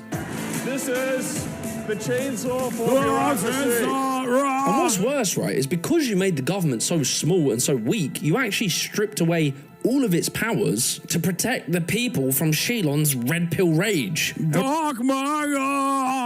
Very quickly, Shelon starts exploiting the working class. And bada bing, bada boom, well done, you recreated the 1900s. I mean, I look at what you do. You walk in and you just say, you want to quit? They go on strike. I won't mention the name of the company, but they go on strike and you say, that's okay, you're all gone. You see, this is the big problem, right, with libertarian theory, is that built into libertarian theory is this belief that cultural values alone and market competition are enough to guide morality. I mean, it's liberalism that's base boosted. That's what it is, you know? Good, bad dynamics, like assuming that some people are intrinsically good, some people are intrinsically bad. Bad people do bad things for evil reasons. Good people do good things for good reasons. And also simultaneously that like some other idealistic spiritual reason will actually hold this entire process together. That's why I get frustrated whenever people say like communists are collectivist. They don't care about the individual, or they'll say things like the man's nature is inherently greedy. It's like, a materialist understanding of the world or a Marxist perspective is not inherently collectivist. It ultimately wants individuals to have personal freedoms, more personal freedoms that are currently allotted under this existing organization of the economy. Yeah, cultural values. Cultural values enough to control exploitation. Are you a baby? Yes, they are. They are a baby. And just like a baby, they think that even though currently, I don't know, they work at a Jiffy Lube, that they're going to magically turn around in this like deregulated structure and become a god, become a demigod amongst men. It's like, oh man, once the government stops holding me back, dude, I'm going to be one of the rulers too. It's like, no, you won't. You will be a slave. You are currently a wage slave. And in the next evolution under a, I don't know, fascist, anarcho-capitalist dystopia, you will be a slave that inevitably gets sent to the glue factory. You're currently a wage slave and you can't even see that. Why the f do you think your situation is going to get better? You're currently advocating for your own demise as it stands. You're going to turn into a battery cell. They're going to melt you into biomatter. I'm telling you right now. Would it be different in a communist state? Yes. The entire purpose, the entire principle behind not just a communist state, but anti-capitalist thought and anti-capitalist action is quite literally to change the current existing hierarchy. It automatically is beneficial for the average working class individual, okay? That's it. If you are truly someone who is self-interested and you are currently a wage laborer, you have one of two options. You either fantasize that one day you will be a ruler, you will be a part of the ruler class, you will be a capitalist, and, then those working poors better look out because I'm going to be ruthless, right? You either fantasize about that every day or you recognize your current standing in society, you recognize the class dynamic, and you choose to undermine it. You choose to work against it. You choose to, for your best interest, create systems where you can advocate for more, create systems where you can demand more from your bosses. For example, the profits, the surplus labor value that you contribute to the company, you can get more of that back. But it will never happen because you asked kindly enough.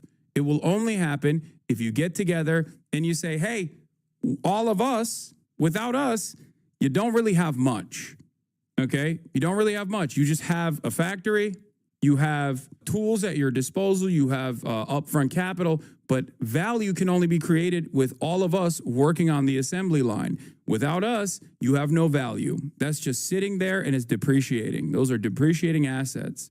So we want more. We want more in return that you are taking from us. Currently, as it stands, we want more benefits. We want more of the profits, a larger share of the profits that we're generating for you. The only way to get that is through collective bargaining and, if push comes to shove, showing your worth to the company with collective action, work stoppages, a strike. Individual people to not exploit each other, as opposed to having heavy rules and regulations. But I mean, just look through history. Look at every civilization ever. History shows us that powerful, rich business people exploit workers wherever they can, unless the state steps in to stop it. You have security cameras right behind you at all times that are looking at you 24/7. And if you don't meet standards or the rates, you're out the door. You're just disposable. Even Margaret Thatcher, No way, man. A socialist state always changes one hierarchy of the plutocracy billionaires to the government bureaucrats. It's one hierarchy over another, and they both debase individually. Yeah. Do you have an alternative? What's your alternative? Are you an anarchist? Is that what your alternative is? Like, this notion is hilarious. We currently exist in the plutocracy of billionaires. You're making it seem as though under a socialist state that the government bureaucrats become the billionaires. Okay? The greatest example of this not being true is even when a country attempts to engage in a transitional socialist state like China, while there are still a tremendous number of issues in China in terms of its governance, in terms of its domestic policies, there is obviously better even development, okay? It just is the truth, a truth that many Americans refuse to recognize. Many people in the Western world refuse to recognize that reality. Now, is China perfect? Far from it. Of course not.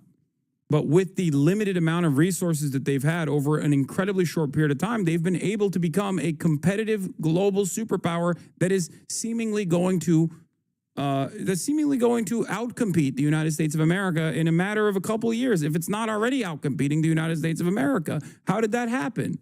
Individuality. They both debase individuality is a silly centrist attitude to have in this process. You're imagining that socialism will create a new hierarchy, but then give the awesome power that capitalist billionaires have to government bureaucrats. All of a sudden, government bureaucrats are living in this living with incredible amounts of power, and your lives will still be dominated no matter what. Sure, there's a moral justification of that hierarchy based on the general good that ultimately concentrates power and abuses it. Yeah, I'm willing and able to concentrate power and abuse it at your behest. What I mean by that is, no matter how much wealthy people have told you that it would be terrifying to have public housing, I'm going to give that to you, whether you like it or not, okay? You might complain all day, every day about, oh no, we can't have socialized medicine in this country. That's devastating. That's terrifying. Yeah, guess what, dude? You're going to have it and you're going to like it. Doesn't fucking matter to me. And I'll give you an example of how you actually do like it. Are you ready? People with my mindset and the mindset of many others in this community have fought long and hard for a lot of the amenities that you currently take for granted. You don't like child labor. Child labor is hyper-exploitative. It's ridiculous. Well, thank a union for that. Thank the communists for that, for fighting long and hard through literal labor militancy, through battles with blood, sweat, and tears. You like the weekend? Thank a union for that. Thank some communists for that, okay? Do you enjoy the weekend? Do you enjoy, like, you have a sense of autonomy, a sense of purpose, a sense of humanity that you recover in that time frame? That is precisely because people older than you, okay, your great-great-great-great-grandparents fought long and hard to get that, okay? It does not happen because people are kind and ask for it in a kind manner. It doesn't work that way. You like a 40-hour work week? Okay, thank a labor union for that. Thank communists for that. Thank socialists for that. There are already so many things that you personally enjoy, that you personally like, that you personally take for granted, that people have actually actively fought for. Those are good policies, but you can't disregard the reality of the risk of those hierarchies. We need social support and investment. We need universal health care and education, but that doesn't mean there won't be a debasement of individuals as cannon fodder for the ruling class. You exist in a world where you also, by your own admission, recognize that there's a ruling class that does not care about you, and then you fantasize about potentially another ruling class that will force more egalitarian policies upon you, but then you still fantasize about them dominating you somehow. I keep getting network errors on your stream only. What, WTF? I don't know. I don't know why it's happening. The icon of neoliberal philosophy. In her dying days, she regretted some of the forces that she unleashed through neoliberalism. Some of the arrogant displays of wealth jarred very much with me and with the Prime Minister. The capitalists have given Margaret Thatcher a bad name because she did not believe in excess. She believed in responsibility. In a system with no rules, power will always win. And power doesn't care about your cute free market fantasy. It cares about control and domination. The free market has never existed. It is a figment of the imagination of people. The market is a system that favors the rich, which is why the rich love markets. So, like, with all that in mind, that's the very extreme libertarians and the very extreme communists. It leaves me in this weird place where I, in one part of my brain, understand and accept that we do have the logistical and technical ability to literally create a utopian world, to give everyone what they need. But unfortunately, I believe that despite that, human nature stops us from achieving it. Self-interested individuals will do what they can to break anything good that we have. Yeah, here's the difference, though. Self-interest is at the forefront of socialist thought, but absent of class consciousness, you will always advocate for your own demise when you talk about greed and self-interest as a way to maintain the capitalist organization of the economy as a working class individual. This is baked into our collective consciousness. Not only is human nature and self-interest not the end-all be-all. And I think that the entire history of humanity proves that we have always, like, there's no notion of like a natural state of being for humans. After all, what is natural about skyscrapers or airplanes or astronauts going to the International Space Station? None of that is natural. The entire existence of human nature is to overcome the natural predispositions. This is why it's considered a logical fallacy to apply naturalism as a argument. Okay, everything we do is destroying nature. Now, having said that, I hate this take of yours. Wait, what? Why? You said spit, and then you said I hate this take of yours. But having said that, there is an argument you can make. There's a selfish argument you can make for socialism. There are more of us than there are of them. There are more people who are wage laborers than there are people who own capital. The problem is people who own capital do, under capitalism, run the countries, run the organization of the economy. They run everything. And the entire system under capitalism is designed to keep the existing structure the way it is. That's it. So if people were more selfish, wage laborers were more selfish, if they could have some class consciousness to recognize where they are in current society and advocated for their best interest, they unironically would be able to bring about a potential socialist change, a socialist revolution, if you will.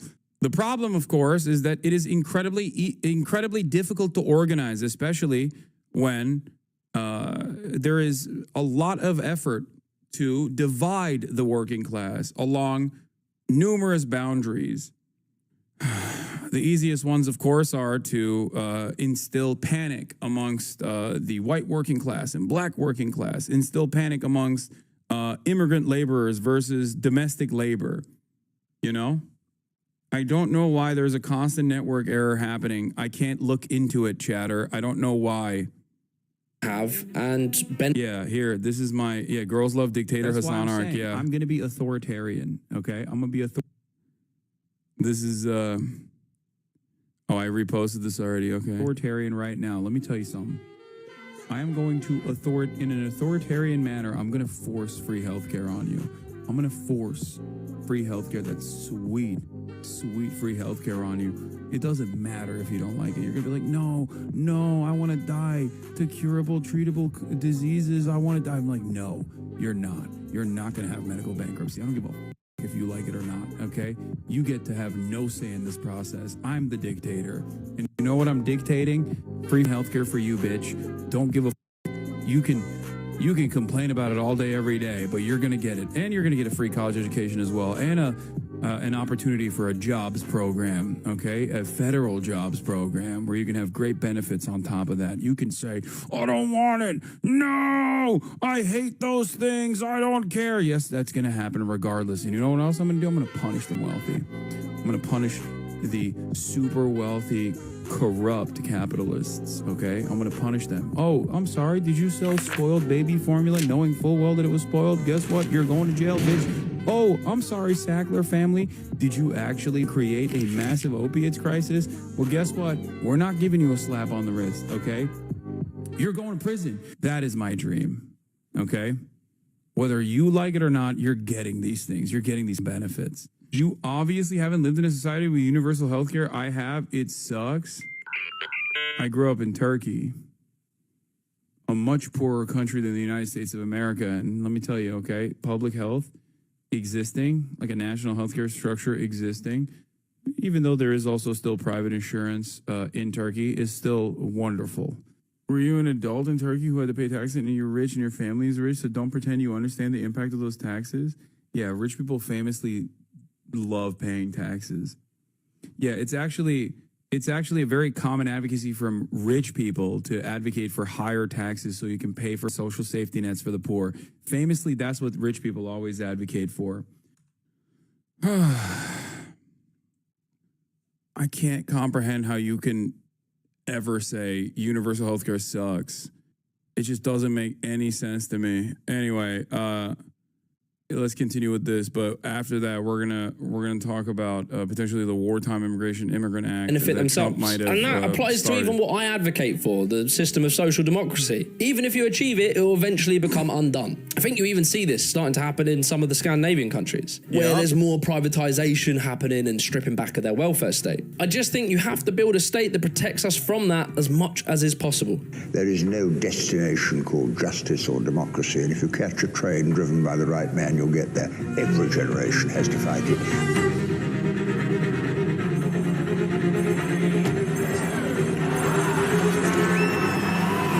All of that understanding brings us to now, 2025, where we're in like this very weird time politically. So whilst wages have stagnated for the last 15 years, houses now cost 10 times the average annual salary, all the while corporations are making record profits, whilst people can't afford heating, the middle class is shrinking, the poor are getting poorer. Despite all this, society seems to consider the most important problem of our time is which bathroom does a trans person take a shit in?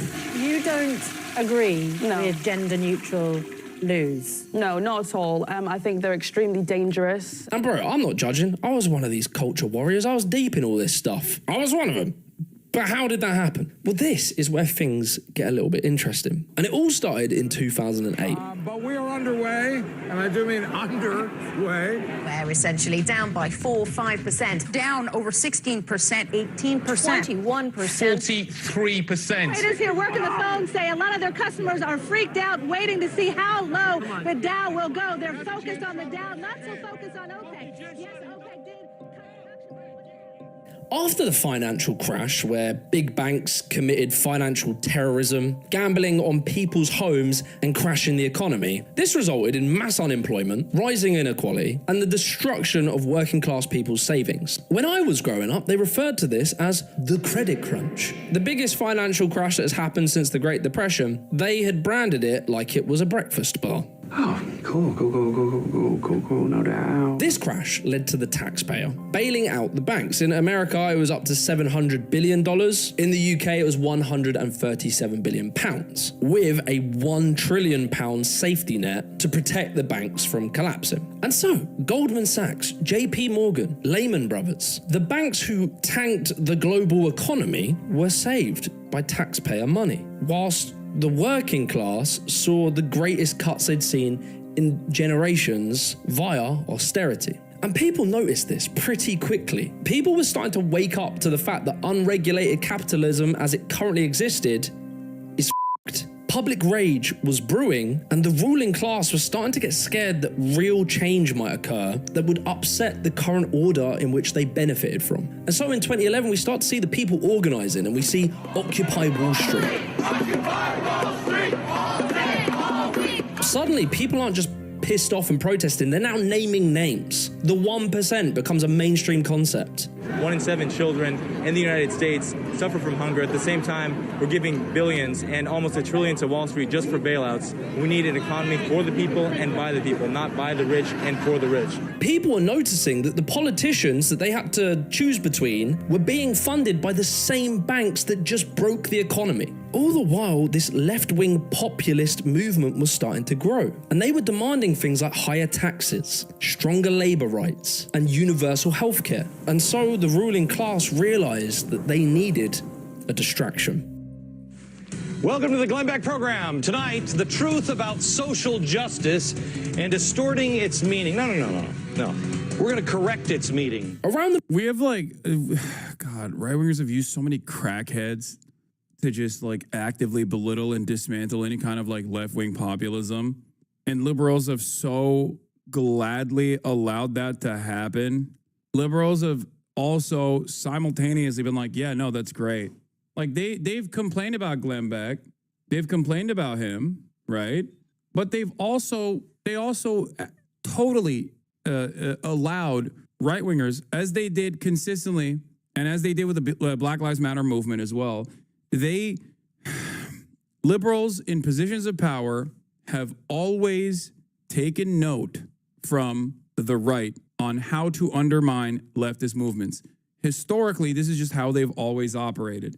This is why there's the famous adage of, cut a liberal and a fascist bleeds, because they find themselves aligned with right-wingers and fascists time and time again when push comes to shove, when there's economic volatility, economic instability, and they are worried about capitalism becoming undone. Same shit happened with Bernie Sanders, where you saw liberals lose their minds at the prospect of a Bernie-style figure.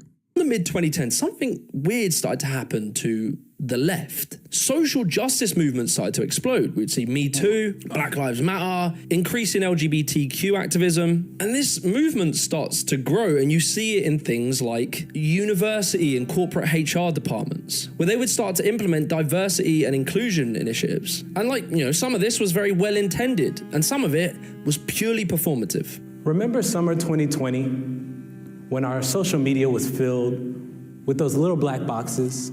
Now, this was irritating, as I could tell that these were people that had no intent on creating. This is yet another instance I recall when Radlibs yelled at me because I was like, why are you posting a black box? It is stupid. Stop posting black boxes. You are actually not helping, but instead harming activists that are using the Black Lives Matter hashtag to get information across to as many people as possible. And people yelled at me because I made them feel bad, because they wanted to feel like they were helping. They wanted to feel like they were doing performative help. Slacktivism. How many times does this have to happen for people to finally come to that conclusion? The worst part about it is that it's not like when people realize that they might have been in the wrong, that they go back and go, hey, the guy who told me I was in the wrong initially that I yelled at, he might have been in the right. I've learned from my mistakes. I'm going to be a little bit more open-minded to what he's saying. Nope, they just carry on that resentment. They carry that resentment permanently, and they just move on. Yeah, similar thing happened with the AI Gaza pig. Is that Will's hat? No, we have the same hat, Chatter. It's funny, though. No. Justice or true change, but they only wanted to appease their conscience. From here, the liberal media starts to jump on board. You start seeing men's razor blades telling you that young boys having a little wrestle is toxic masculinity. Making the same old excuses. Boys will be boys. Boys will be boys. Ice cream tubs were talking to you about racism. Nike run Black Lives Matter adverts whilst also simultaneously paying children to work in sweatshops. An era of what would be dubbed corporate woke washing started to gain a lot of momentum and kind of defang the economic left-wing movement of Occupy Wall Street. After George Floyd was murdered, big corporations would come out making these statements about racism, donating to charities, etc. But, they were very quiet in perhaps supporting any economic policies like higher minimum wage, stronger unions, enhancing social welfare programs, things that might help the living conditions of people like George Floyd. Instead, these big businesses started to focus on pushing identity politics as the main leftist discourse. And to average people, you could see it. You could see there was a hypocrisy. If you're not going to improve the living conditions that create many of these social problems, then it kind of came across as empty and hollow, performative, so to speak. And so it created a reactionary right-wing movement. I mean, you have talked about this woke mind virus. Yes. You should explain why you don't think it's hyperbole to say things like it's pushing civilization towards suicide. 2016 onwards, YouTube explodes with SJW cringe compilations. And whilst it seemed quite organic, various think tanks funded by billionaires were actually funding these anti-woke content creators, politicians, and policies. Things like the American Principles Project, the Clement Institute, the Heritage Foundation, the Stanford Review, Rupert Murdoch, who owns Fox News, The Sun, The Times, New York Post. All of these people would weaponize wokeness as the biggest existential threat to society. David, am I overstating the fact that we're beginning to see the end of woke, the militarization of the Me Too movement and cancel culture? The oil billionaires Dan and Faris Wilks, they would pump big money into... Great video, dude. I mean, he is so dialed in. I've talked about all this stuff extensively, but goddamn, Jimmy the Giant really cooked on this one. Do things like PragerU and Daily Wire, who would push people like Ben Shapiro, Candace Owens, Tucker Carlson, Jordan Peterson, etc. Eventually manifesting itself in Peter Thiel, the tech billionaire, being the financial backing force of J.D. Vance, who would of course become vice president. Some religions view the body as a temple, and some religions almost invite the pollution. I think the woke thing is inviting the pollution. And so with all this financial muscle, the anti-woke industry became big business. The media becomes fully addicted to this culture war. YouTube, Facebook, and Twitter rewarded outrage content. And suddenly, every influencer was making videos about woke college kids.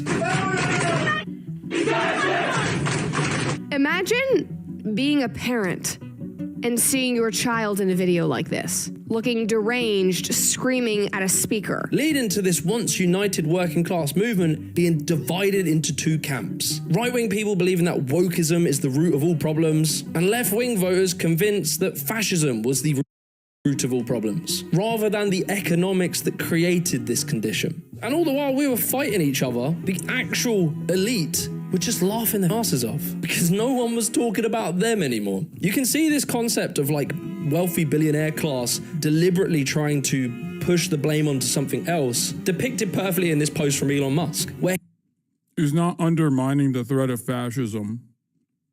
He's saying that, and I don't agree with this assessment, I will say, because he's saying that like the left was like simply focusing on, you know, people being reactionary, people being racist, people being this or that. And instead of trying to bring like a unified message to the working class to hyper focus on economic issues, it is a little bit reductive because I think it removes the importance of fascism from this equation, because fascism is the inevitable outcome of capitalism. When capitalism fails and there's too much instability, fascism is a way to reassert the hierarchies to through dominance, through state power, through state violence, is a way to restructure and reorganize society and try to maintain that exact same hierarchy, the hierarchy of capitalism. So I think when people are yelling about fascists or fascism, they might be yelling specifically because they're upset at a, you know, racist person or a fascist person that's right in front of them. But I think combating fascism is still incredibly important, even from the economic agenda front. He tries to shift the blame for society's economic problems onto certain billionaires, but obviously not him. I'm saying what I care about is the reality of goodness, not the perception of it. And what I see all over the place is people who care about looking good while doing evil. Them. The culture wars successfully derailed the populist left movement. Corbyn was crushed by the media, Bernie Sanders was crushed by his own party, and the mainstream left of the Democrats and in Britain, the Labour Party, became these hollow parties with no actual backbone. And it just felt like the leaders were just puppets put in front of us, making the conditions for some kind of outsider to win support because, well, at least he's different to what we've got now. The forgotten men and women of America will be forgotten no longer. That is the heart of this new movement. Hillary called them deplorable. They're not deplorable.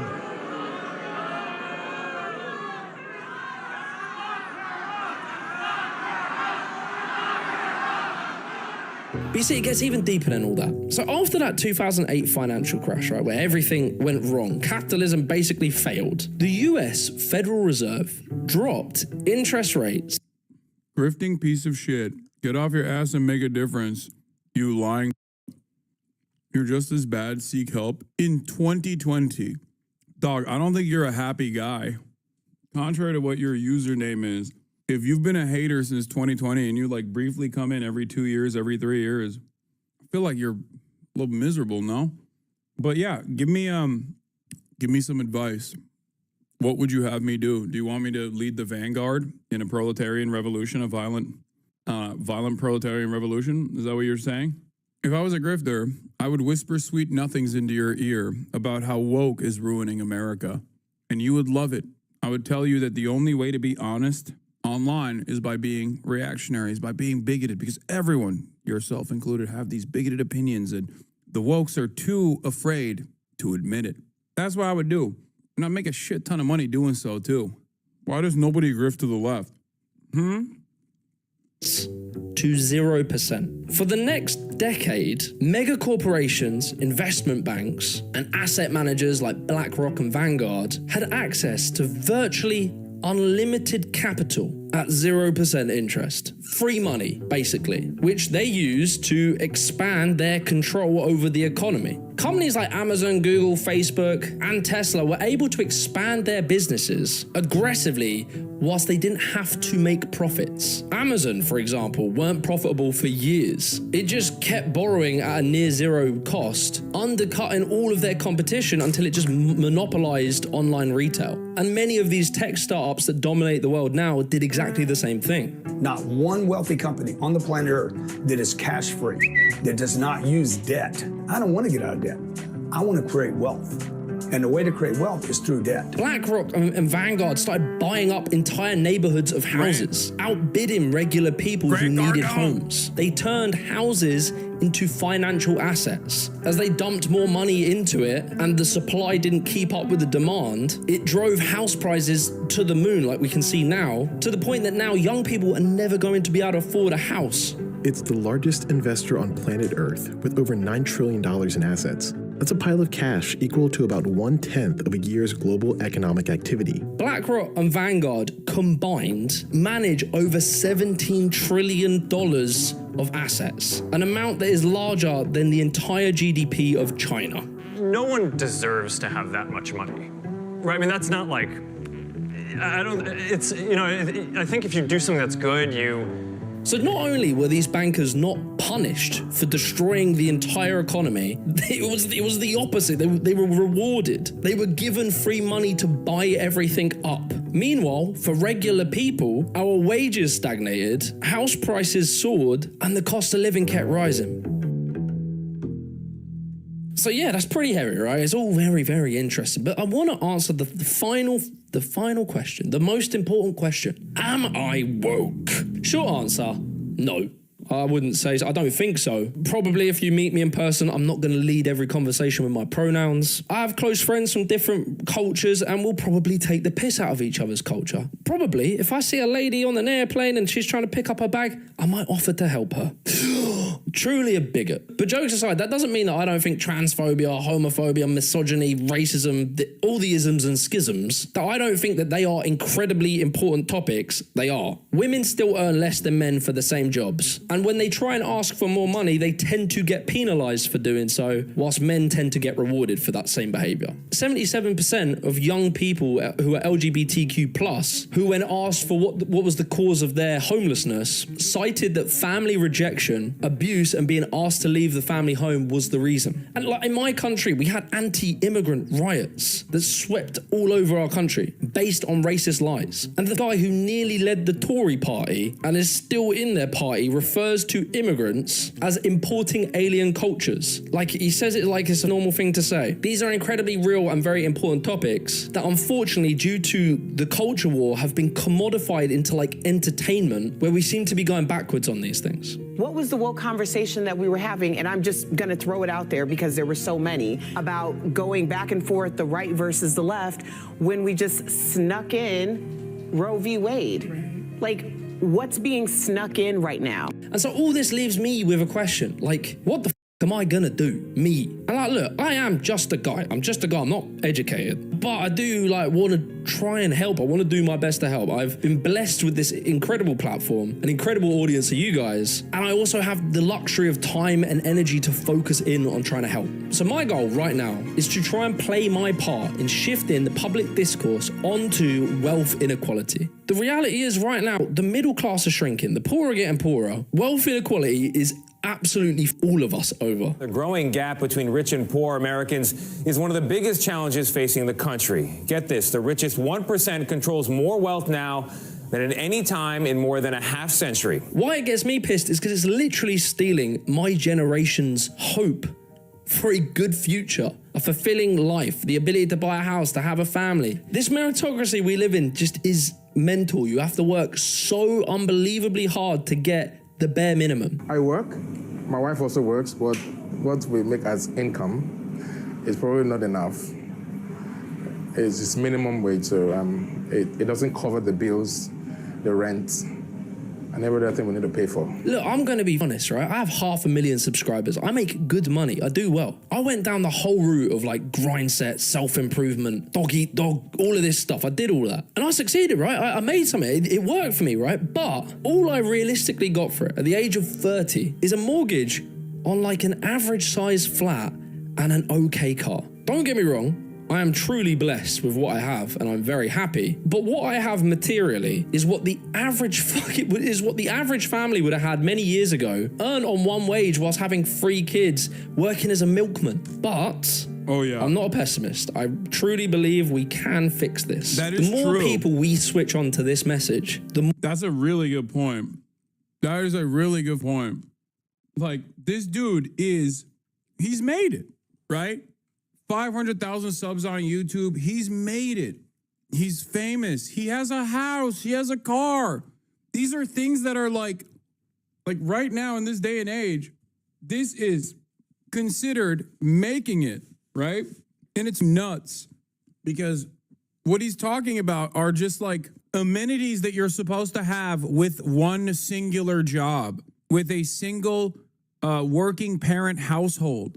It's wild that people can't comprehend that like we've lost sight of the American dream, right? Like the idea that you can just work a job, get good benefits, have kids, raise them, have a decent amount of time off, that like, think about it, dude. I got canceled for buying a house, like for having a mortgage on a house for myself and my family as a socialism, by the way, as though I bought an apartment complex and became a landlord. Like, that's the way people treated it. How insane is that? It's reflective of how far removed we are from like normal living conditions. Okay, dude, it's a huge house in Hollywood or wherever the it is. It is kind of different, at least on the vibe check. Bro, what are you saying? First of all, it's a single family home in West Hollywood. And if you think it's a mega mansion because of its price, you would be deluded. It's a normal size house. It's probably smaller than your parents' house in Connecticut, dumb. Also, it doesn't matter. I didn't design the market. That's number one.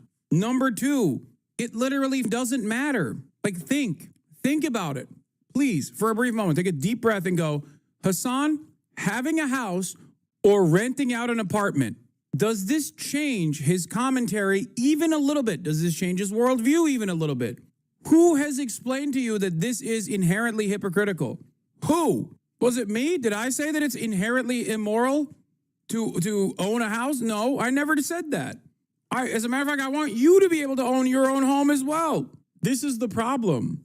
You treat this as though I'm some televangelist who has a private jet and is like, yeah, I'll have to fly in a private jet. I can't be with undesirable sinners in a tin can. Like, it's so stupid. There's no like even normal exploitation in the way I generate revenue too. You know how I generate revenue? You have subscribed to me. Times that 45,000, 50,000, that's it. And you don't even have to. That's the craziest part about it. People are voluntarily saying, hey, I like your commentary. I want to give you $5 a month. I want to give you $6 a month. And initially it was because they wanted to avoid the ads. I don't even run ads anymore. And people still subscribe. And people still gift subscriptions in the chat. It's not like I'm giving you something extra even behind a paywall. I'm not. It's just perfect, completely voluntary. Getting mad at that is so psychotic. It's not like I'm operating a sweatshop. And then people will go, well, Amazon is a hyper-exploitative company. It's like, okay, where is the non-hyper-exploitative company that I could be working at? That I could have a contracted gig, like a contracted wage structure with, where I could still reach the same amount of audience. It's funny because these attitudes actually come from people who, one, haven't put much thought into it, and just basically go off the smell test. The notion that someone else is supposed to have a say on like what kind of house I took out a mortgage on is so stupid. Anyway. More that we can fight wealth inequality. So here is my plan. Currently, I am in talks with a publisher about potentially writing a book. We'll see where it goes, but the idea is to distill all of these ideas, these important bits of education that people need to understand into a... Also, the other side of that, that I think is really funny is when people go, you're advocating for these things, but you're rich, you hypocrite. And it's like, what do you want me to do? You want me to change my entire worldview now that my finances are different? Like, is that what you want? This doesn't make any sense. Why would you want me to no longer be on your side? It's so stupid. It's such a stupid argument. It makes no sense, dude. They're like, no, please conform to the rest of the wealthy class and start advocating to own me like the peasant that I am is a ridiculous position. Yeah. But this actually is a great example of what I wanted to talk about. The peasant-mindedness of the reactionary right. And what I'm going to show you is actually a beloved comedian who goes by the name of William Burr. Hassan Reaction is one of the best ones in the React channel.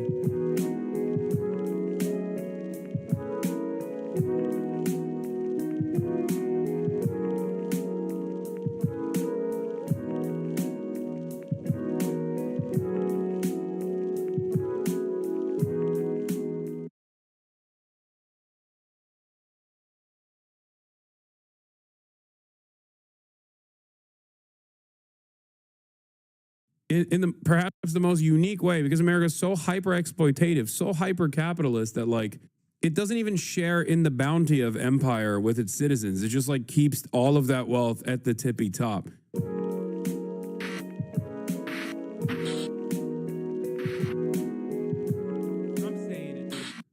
We can start off with the first off video, the U.S. empire in decline.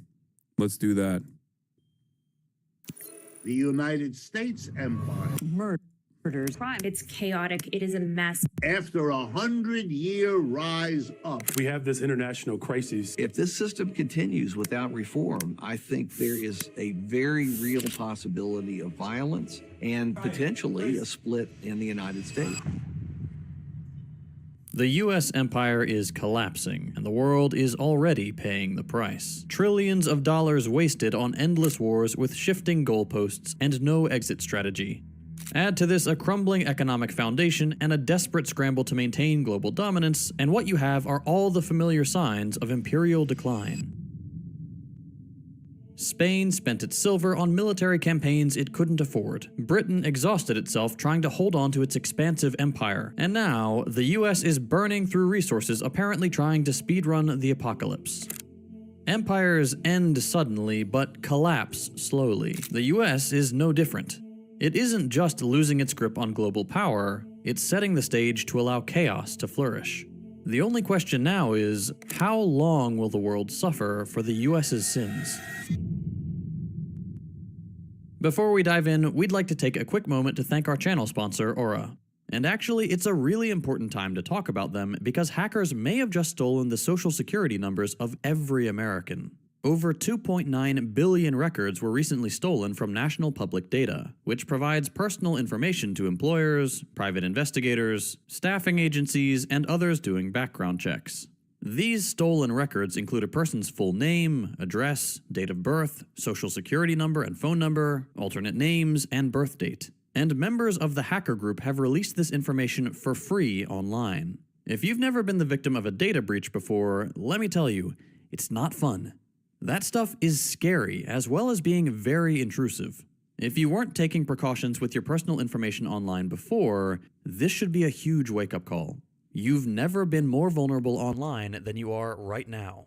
Thankfully, I don't have to worry about it because Aura protects me from this exact scenario. Aura alerts me if they find my phone number, email, or social security number on the dark web. They let me know immediately if anyone tries to use this information to access my credit or bank accounts. And for added peace of mind, they provide up to $5 million in identity theft insurance should the worst-case scenario happen. They also have a bunch of other features to keep you safe, all inside one app, so you don't have to go looking for a bunch of different services for your VPN, your antivirus, and your data security. You can use the link aura.com/firstthought to try 14 days absolutely free. That's plenty of time for Aura to find out if any of your personal data has been exposed. I highly recommend you do this right now, because not only is national public data not going to do anything to help us, they probably aren't even going to face any repercussions for this leak. I'm not leaving myself and my family vulnerable to data breaches. And if you don't want to either, you can go to aura.com/firstthought to try Aura for 2 weeks absolutely free.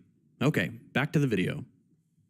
Many empires throughout history have come and gone, but two in particular stand out as being eerily similar to today: the Spanish Empire of the 16th and 17th centuries, and the British Empire of the 18th and 19th, which replaced it, the Napoleonic era aside. Then the US Empire replaced the British. So let's take a look at what lessons the US should learn from these former global powers. The Spanish Empire was mostly split between Europe and the Americas, which quickly pulled it into wars it could not afford. By 1619, the king's chief minister warned that overlapping conflicts had brought Spain to the brink. The king concocted a Union of Arms scheme, which aimed to mobilize 140,000 troops, an outrageous number for the time, across far-flung territories. Instead, the decree ignited local resistance due to the large burden it placed on townspeople and nobles alike. In 1627, the crown declared bankruptcy, obliterating credit and forcing steep interest loans. The following year, the Dutch seized an entire treasure fleet loaded with American gold and silver, which drastically slashed revenues and stalled military operations, followed by weaker silver shipments which further stalled military operations, and repeating on and on in a spiral of diminishing returns. And what did Spain have to show for this expensive, unending warfare? A lot of lost territory. They lost northern Catalonia, Portugal, Jamaica, and even parts of the Netherlands. Overwhelming debt, a hollowed-out domestic economy, and an unshakable faith in the idea that war was their best defense defined the Habsburg abysmal finances, with grandiose strategies that yielded nothing but loss. Philip IV spent 44 years mired in entirely optional conflicts against the Dutch, Germans, Italians, French, the British twice, and on the Iberian Peninsula, Spain's home turf. While Spain tried to retain its colonies, extreme climate events and earthquakes devastated Chile, Peru, and Mexico, only adding to the strain caused by the wars. The king's management of Spain's coinage was incompetent at best. Vellon coins, introduced in 1618, were silver coins that contained less valuable metals like copper, which debased the currency, adding to the inflation caused by a surge in silver imports from the colonies, which severely disrupted local markets and shrunk the crown's income. And even though silver shipments got leaner over time, silver still surged into Spain relative to historic levels of silver inflow which started the inflation. Silver became a sort of resource curse that stymied real growth. While Spain's GDP had once greatly outpaced other regions, it had fallen 40% behind those same regions by 1750. Though American gold and silver financed imperial wars, they bred illusions of prosperity that sapped the homeland's economic core. Earlier monarchs had brought the nobility to heel, but by the 16th century, the crown was drowning in high-interest debt. Spain's Did I miss the news? Are we only doing reacts today? Yes, we're only doing reacts today. Come back tomorrow. We've never done the news. It's 5 hours into the broadcast. I not only covered news for the past 4 hours, I also interviewed a Cuban doctor about medical missions that the Cuban government does. And the moment that I flip over to like reacts from a friend of the show about how the U.S. empire is in decline, immediately it's like, I guess we're not doing news today. I guess we're not doing news today, huh? What's happening here? What's going on? No more news? Do we run out of news? Fragmented and inadequate taxes, coupled with entrenched conservative nobles, stifled modernization. You scream Chronic in chat? debt defaults eroded trust. If you don't want me to scream at you, you're demanding that I don't treat you as equals. You're demanding that I just refuse you, ignore you, and do my own thing. If you want me to have a back and forth with chat, I'm gonna sometimes scream at you because I expect you to be smarter than this. While elites opposed any new taxes or reforms in order to protect their exemptions and status. These dynamics echo modern imperial overreach. A ballooning defense budget diverts funds away from essential investments like healthcare and infrastructure, leading to long-term instability. Now we'll move on to the British Empire, which, save for the whole Napoleon thing, was the empire to succeed Spain in Europe and possibly the first global hegemon. Despite losing the American colonies in the late 18th century, the British Empire would nonetheless grow and kickstart the First Industrial Revolution. But by the 1870s, global capitalism had begun to face a crisis. In 1889, a US analyst noted severe economic distress touching almost every nation on Earth, regardless of policies. Some might assume this would be a recipe for a major drop in production, but they'd be wrong. Production absolutely soared. Iron doubled, steel rose 20-fold, but profits lagged, as tends to happen during capitalist overproduction. Before the stock market crash of 1929 took the moniker, the period between 1873 and 1896 was called the Great Depression, and it's easy to see why. Agriculture took the biggest hit. Wheat prices plunged nearly 2/3 from 1867 to 1894, which prompted Britain to abandon much of its grain farming. During this 23-year depression, the pound experienced significant deflation, which cut British prices by 40%, further eating into profit margins. New industrial processes rapidly produced far more in less time. Quickly. What is this? Russia thanks you in this video. The Yemeni people want peace. The Palestinian people asked them to send aid to Gaza, stop the Israeli aggression, lift their siege. Israel's killing children and committing all sorts of crimes. The Yemeni people stood against this, which is why America is now targeting the Yemeni people. يعني 72 غارة في صنعاء وفي صعدة وفي عمران في عدة محافظات يمنية، ولكن أمريكا وإسرائيل لن ترعبنا ولن تخيفنا، يعني متعودين على هذا. الأهداف هذه ضربوها في عام 2011 من 2014 لا يعني يضربون نفس الأهداف، ما في معاهم أي حاجة يستفيدوا، فقط يحاولوا I know Zoran's team reached out to me. I'm talking to Zoran directly on Twitter. I don't know why his team is reaching out to me on Instagram.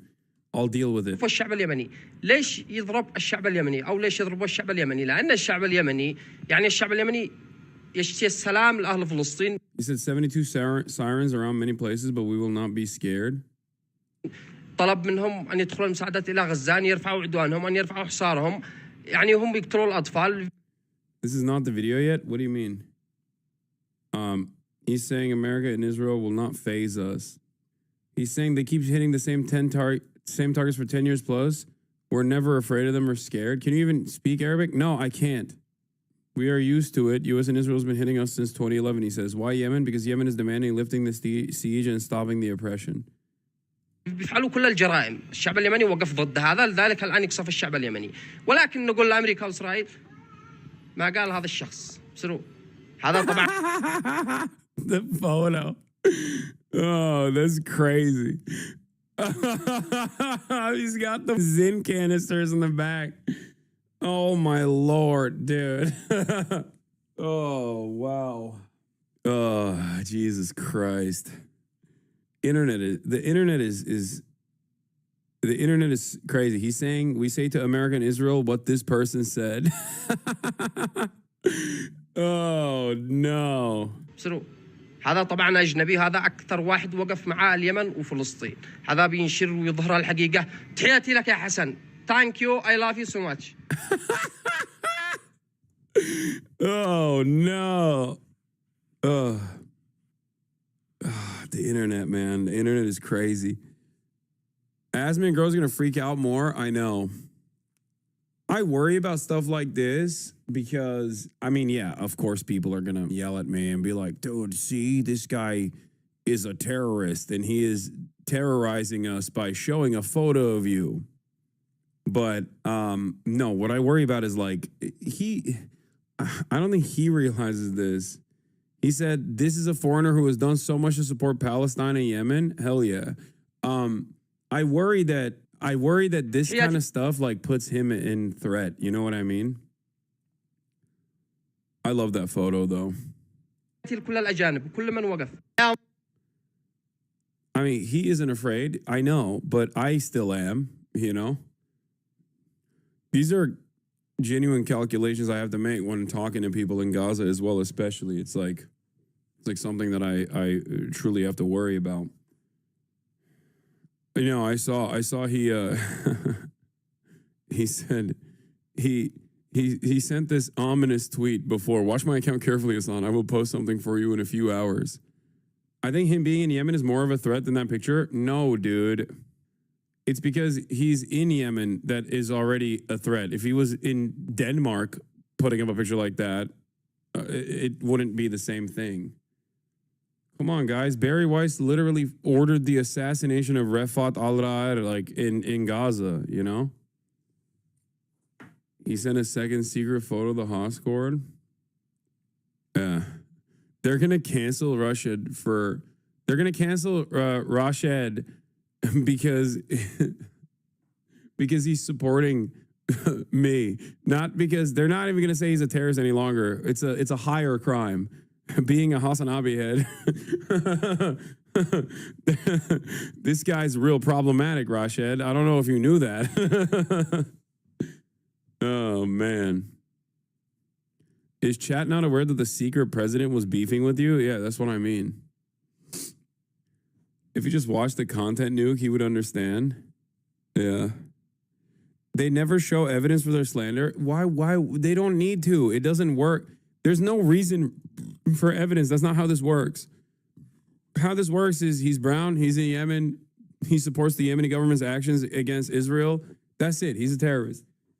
It's the same reason why the NatSeg head can just talk in a signal chat about how he blew up a civilian apartment, like openly admit that, and then Rashid.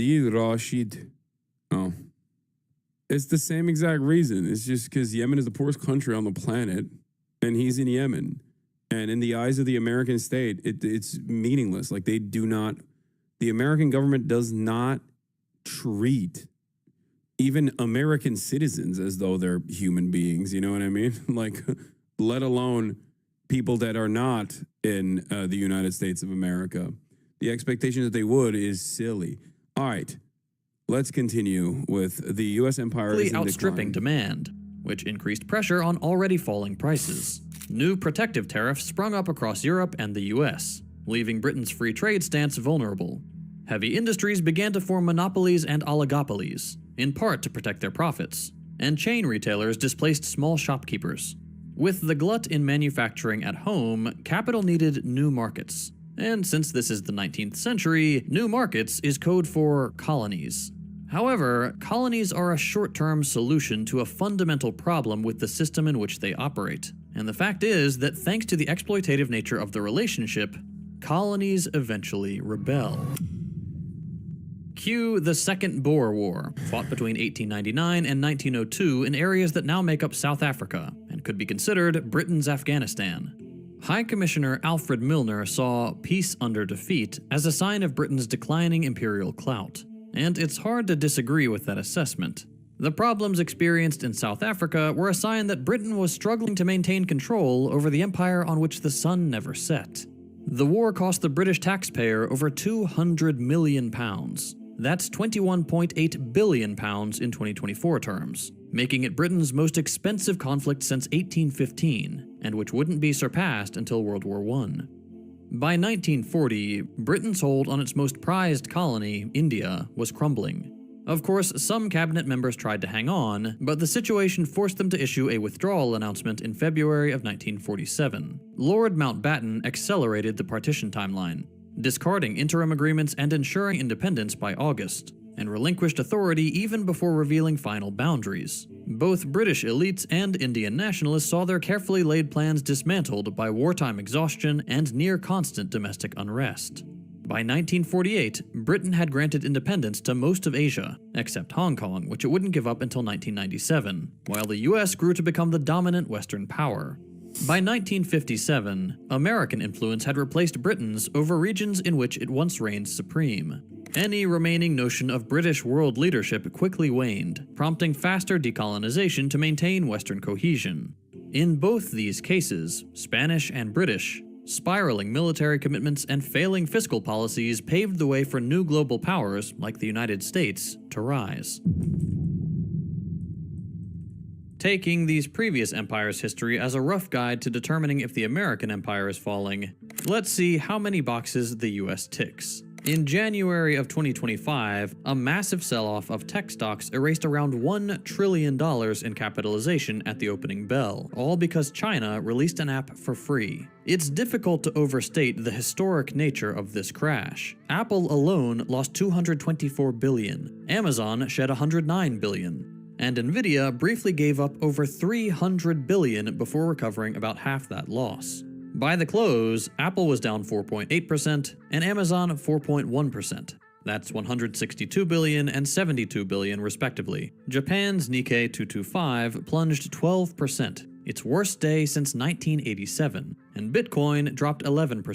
Nvidia, once valued over $3 trillion after 3 consecutive quarters of over 200% revenue growth, fell to a measly $2.5 trillion. Goldman Damn, get your money up, broke boy. Sachs had warned that returns on AI spending would be minimal, and this is coming from one of the chief architects of the 2008 collapse. So if they are warning that something is a bad investment, it's probably best to listen, especially when major hedge funds called Nvidia's valuation part of an overhyped bubble. And they were right.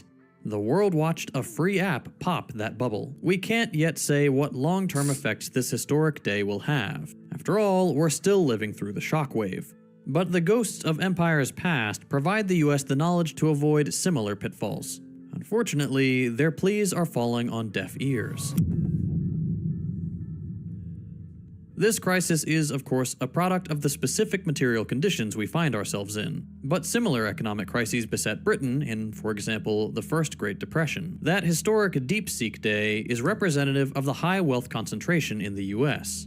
And is representative of the wealth distribution among the people, too. Current data shows the top 0.1% alone own 13.8% of total US wealth, with the rest of the top 1% adding 16.9% for a total of 30.7% of all wealth, while the bottom 50% are left to split a meager 2.4%.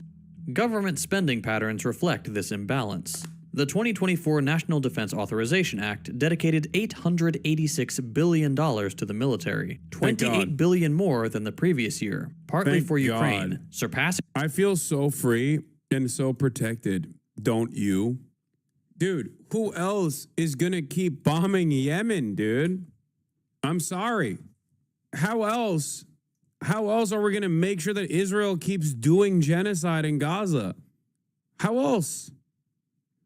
If we do not do this, then God forbid, God forbid the global South could have a moment of peace, a moment of respite from endless exploitation. That would be terrifying. You have to keep doing that. The budgets of the next 10 countries combined, with at least half the country perplexed as to why the budget is so outrageously high.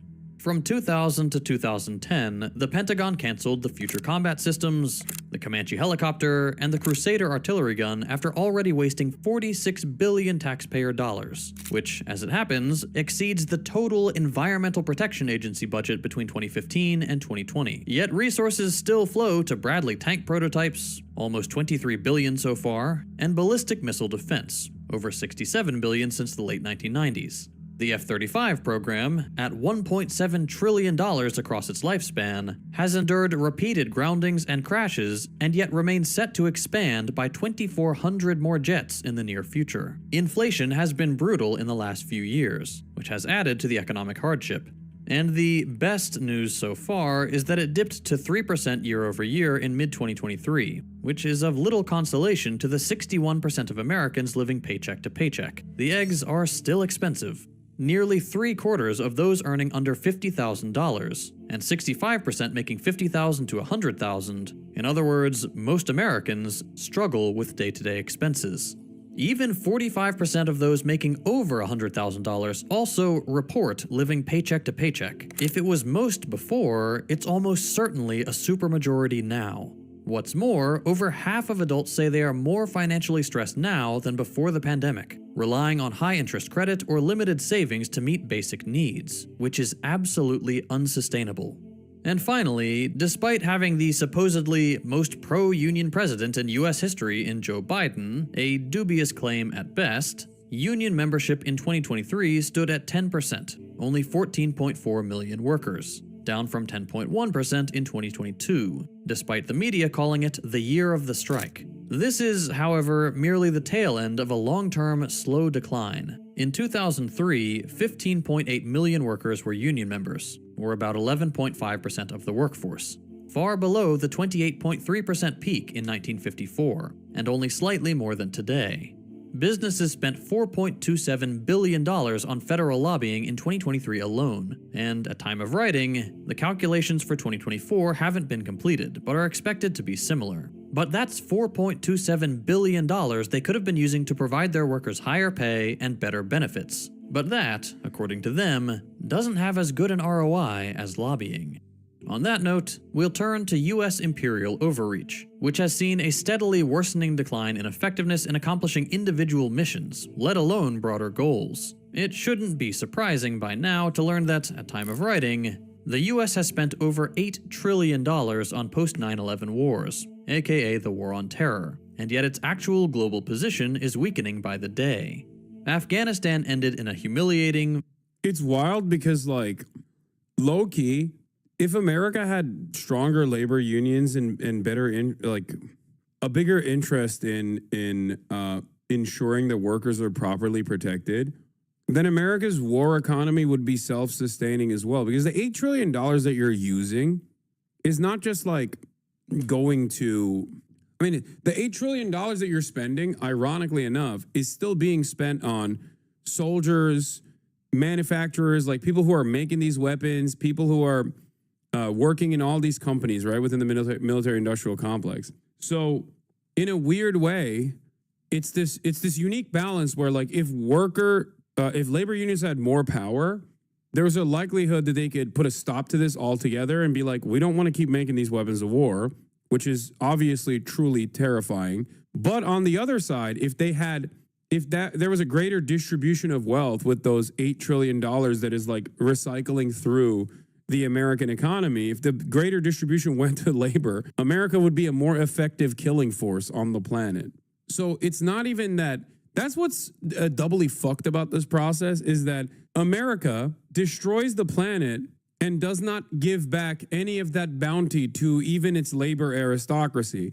Like, the labor aristocracy certainly still is in a more advantageous position being in the imperial core rather than being victims to global empire, okay?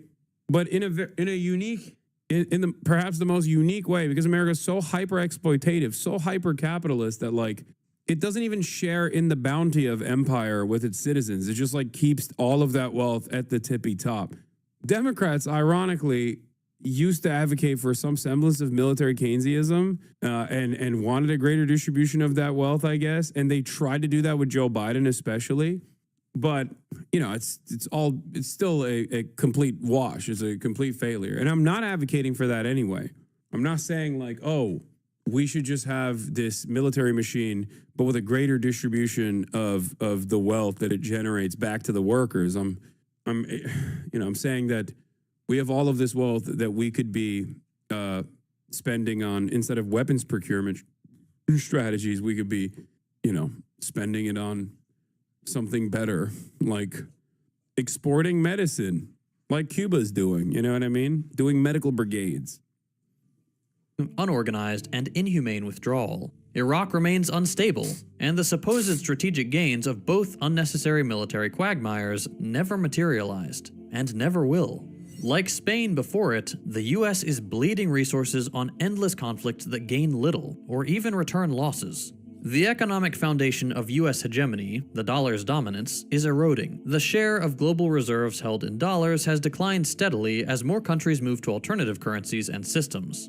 The US share of global GDP and trade has shrunk, further weakening the dollar in international finance. Non-traditional reserve holdings have grown from $30 billion in 1999 to $1.2 trillion in 2021, which is indicative of a calculated strategy to shift away from dollar reliance, which has accelerated in step with the US's ever more erratic and unpredictable policies and actions. Right now, China holds the largest stock of these alternative reserves, followed by Switzerland and Russia. The foreign exchange market itself has changed in the sense that currencies that once required conversion through the dollar are now traded directly. The petrodollar system, established after the US finalized its abandonment of the gold standard in 1971, has artificially propped up global demand for the dollar for decades. Today, oil producers, like Saudi Arabia, are negotiating with other nations to do business in currencies other than the dollar. For example, China has signed energy deals with Gulf states using China's yuan, accelerating the transition away from the dollar. BRICS is the largest organized effort leading the charge in challenging this system. The economic bloc created the new development bank as a counterweight to the US-controlled World Bank used in conjunction with the IMF to project US economic power. South African officials have explicitly linked these efforts to bypassing US financial dominance and resisting its frequent and illegal unilateral sanctions. Sanctions are Washington's main tool for enforcing dollar supremacy, and the practice is quickly losing its effectiveness. Russia has, in recent— Yes, you missed the Vivian chat. Don't come back later. I'm just going to start telling people that, yes, you missed it. And we're not going to upload it on YouTube either. And I'm going to delete this VOD afterwards, so you're never going to see it. I'm just going to start lying to chatters who come in and they're like, did this happen already? Years, especially due to its war on Ukraine, been the subject of US sanctions. And yet, despite these sweeping Western restrictions, some of which targeted Russian energy exports and technology, their economy remains relatively stable. Western states, mostly in Europe, still rely on Russian energy. Belgium, France, and Spain continue purchasing large quantities of Russian liquefied natural gas. Even the US hesitates to cut off Russian oil completely, fearing market disruptions and price spikes that would benefit their geopolitical rival. Russia's economy grew 3.6% in 2023, after a contraction the previous year.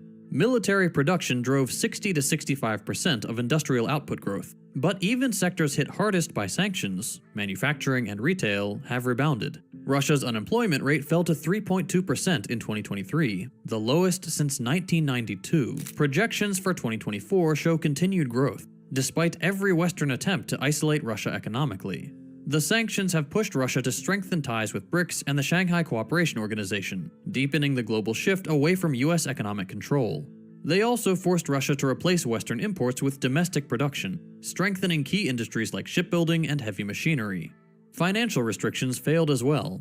After being cut off from SWIFT, Russia expanded its own payment networks and increased ruble-based trade. Moscow's alternative to SWIFT, the System for Transfer of Financial Messages, or SPFS, has gained new members, further undermining US financial influence. By early 2024, ruble transactions accounted for 43.9% of Russian export revenue, a sign of just how little the sanctions have achieved. The US assumed sanctions would bring Russia to its knees. Instead, they exposed the limits of American power. The dollar is losing ground, and the US no longer controls the global economy. The United States is repeating the failures of past empires. Spain drained its wealth fighting unwinnable wars, collapsing under debt and economic stagnation. Britain, too, overstretched itself, clinging to imperial dominance as industrial rivals surpassed it. The US is following the same pattern. $8 trillion wasted on post-9/11 wars, no clear strategic gains, and rising instability at home and abroad. The dollar's dominance is fading. BRICS nations are bypassing US financial control, and sanctions have failed to cripple Russia. Washington's ability to dictate global trade is fading fast. At home, record defense spending grows year after year, while corporations suppress wages and watch silently as inequality surges towards catastrophic levels. Empires don't collapse overnight. They bleed out slowly, often lashing out as the end nears in a vain attempt to recapture past glory. But there will be no glory to— Yeah, $8 trillion. Meanwhile, Americans are talking about dumbass Doge. Yep. I mean, it's not fair to say nothing gained. Yeah, American corporations made a lot of money. It's just like this, all of these actions are necessary for the continuation of capital, for the continuation of capital extraction, for the continuation of capitalism. Imperialism is an absolute necessity. So in that regard, war is not supposed to be won, really. It's just supposed to continue all the time, and it does. And that's how the American economy continues. The problem here is, on top of that plunder, there isn't a manageable distribution, a manageable redistribution of the resources that are extracted from the global south. Why is Lockheed only offer $72K starting salary for SWE if they're getting so much money from the government? That's what I mean. That's what I'm saying. Like, dude, even defense contractor engineers are not caked up. It's not like a caked up job anymore. That's what's crazy about it. And I'm sure many of them would rather work in, commercial space travel or things of that nature. It doesn't really fucking matter. Some of those positions are also at low-cost sites deliberately. My daily watch a Sean Munger video shill post, day 3. Yeah, all the money is in finance, dude. All of it.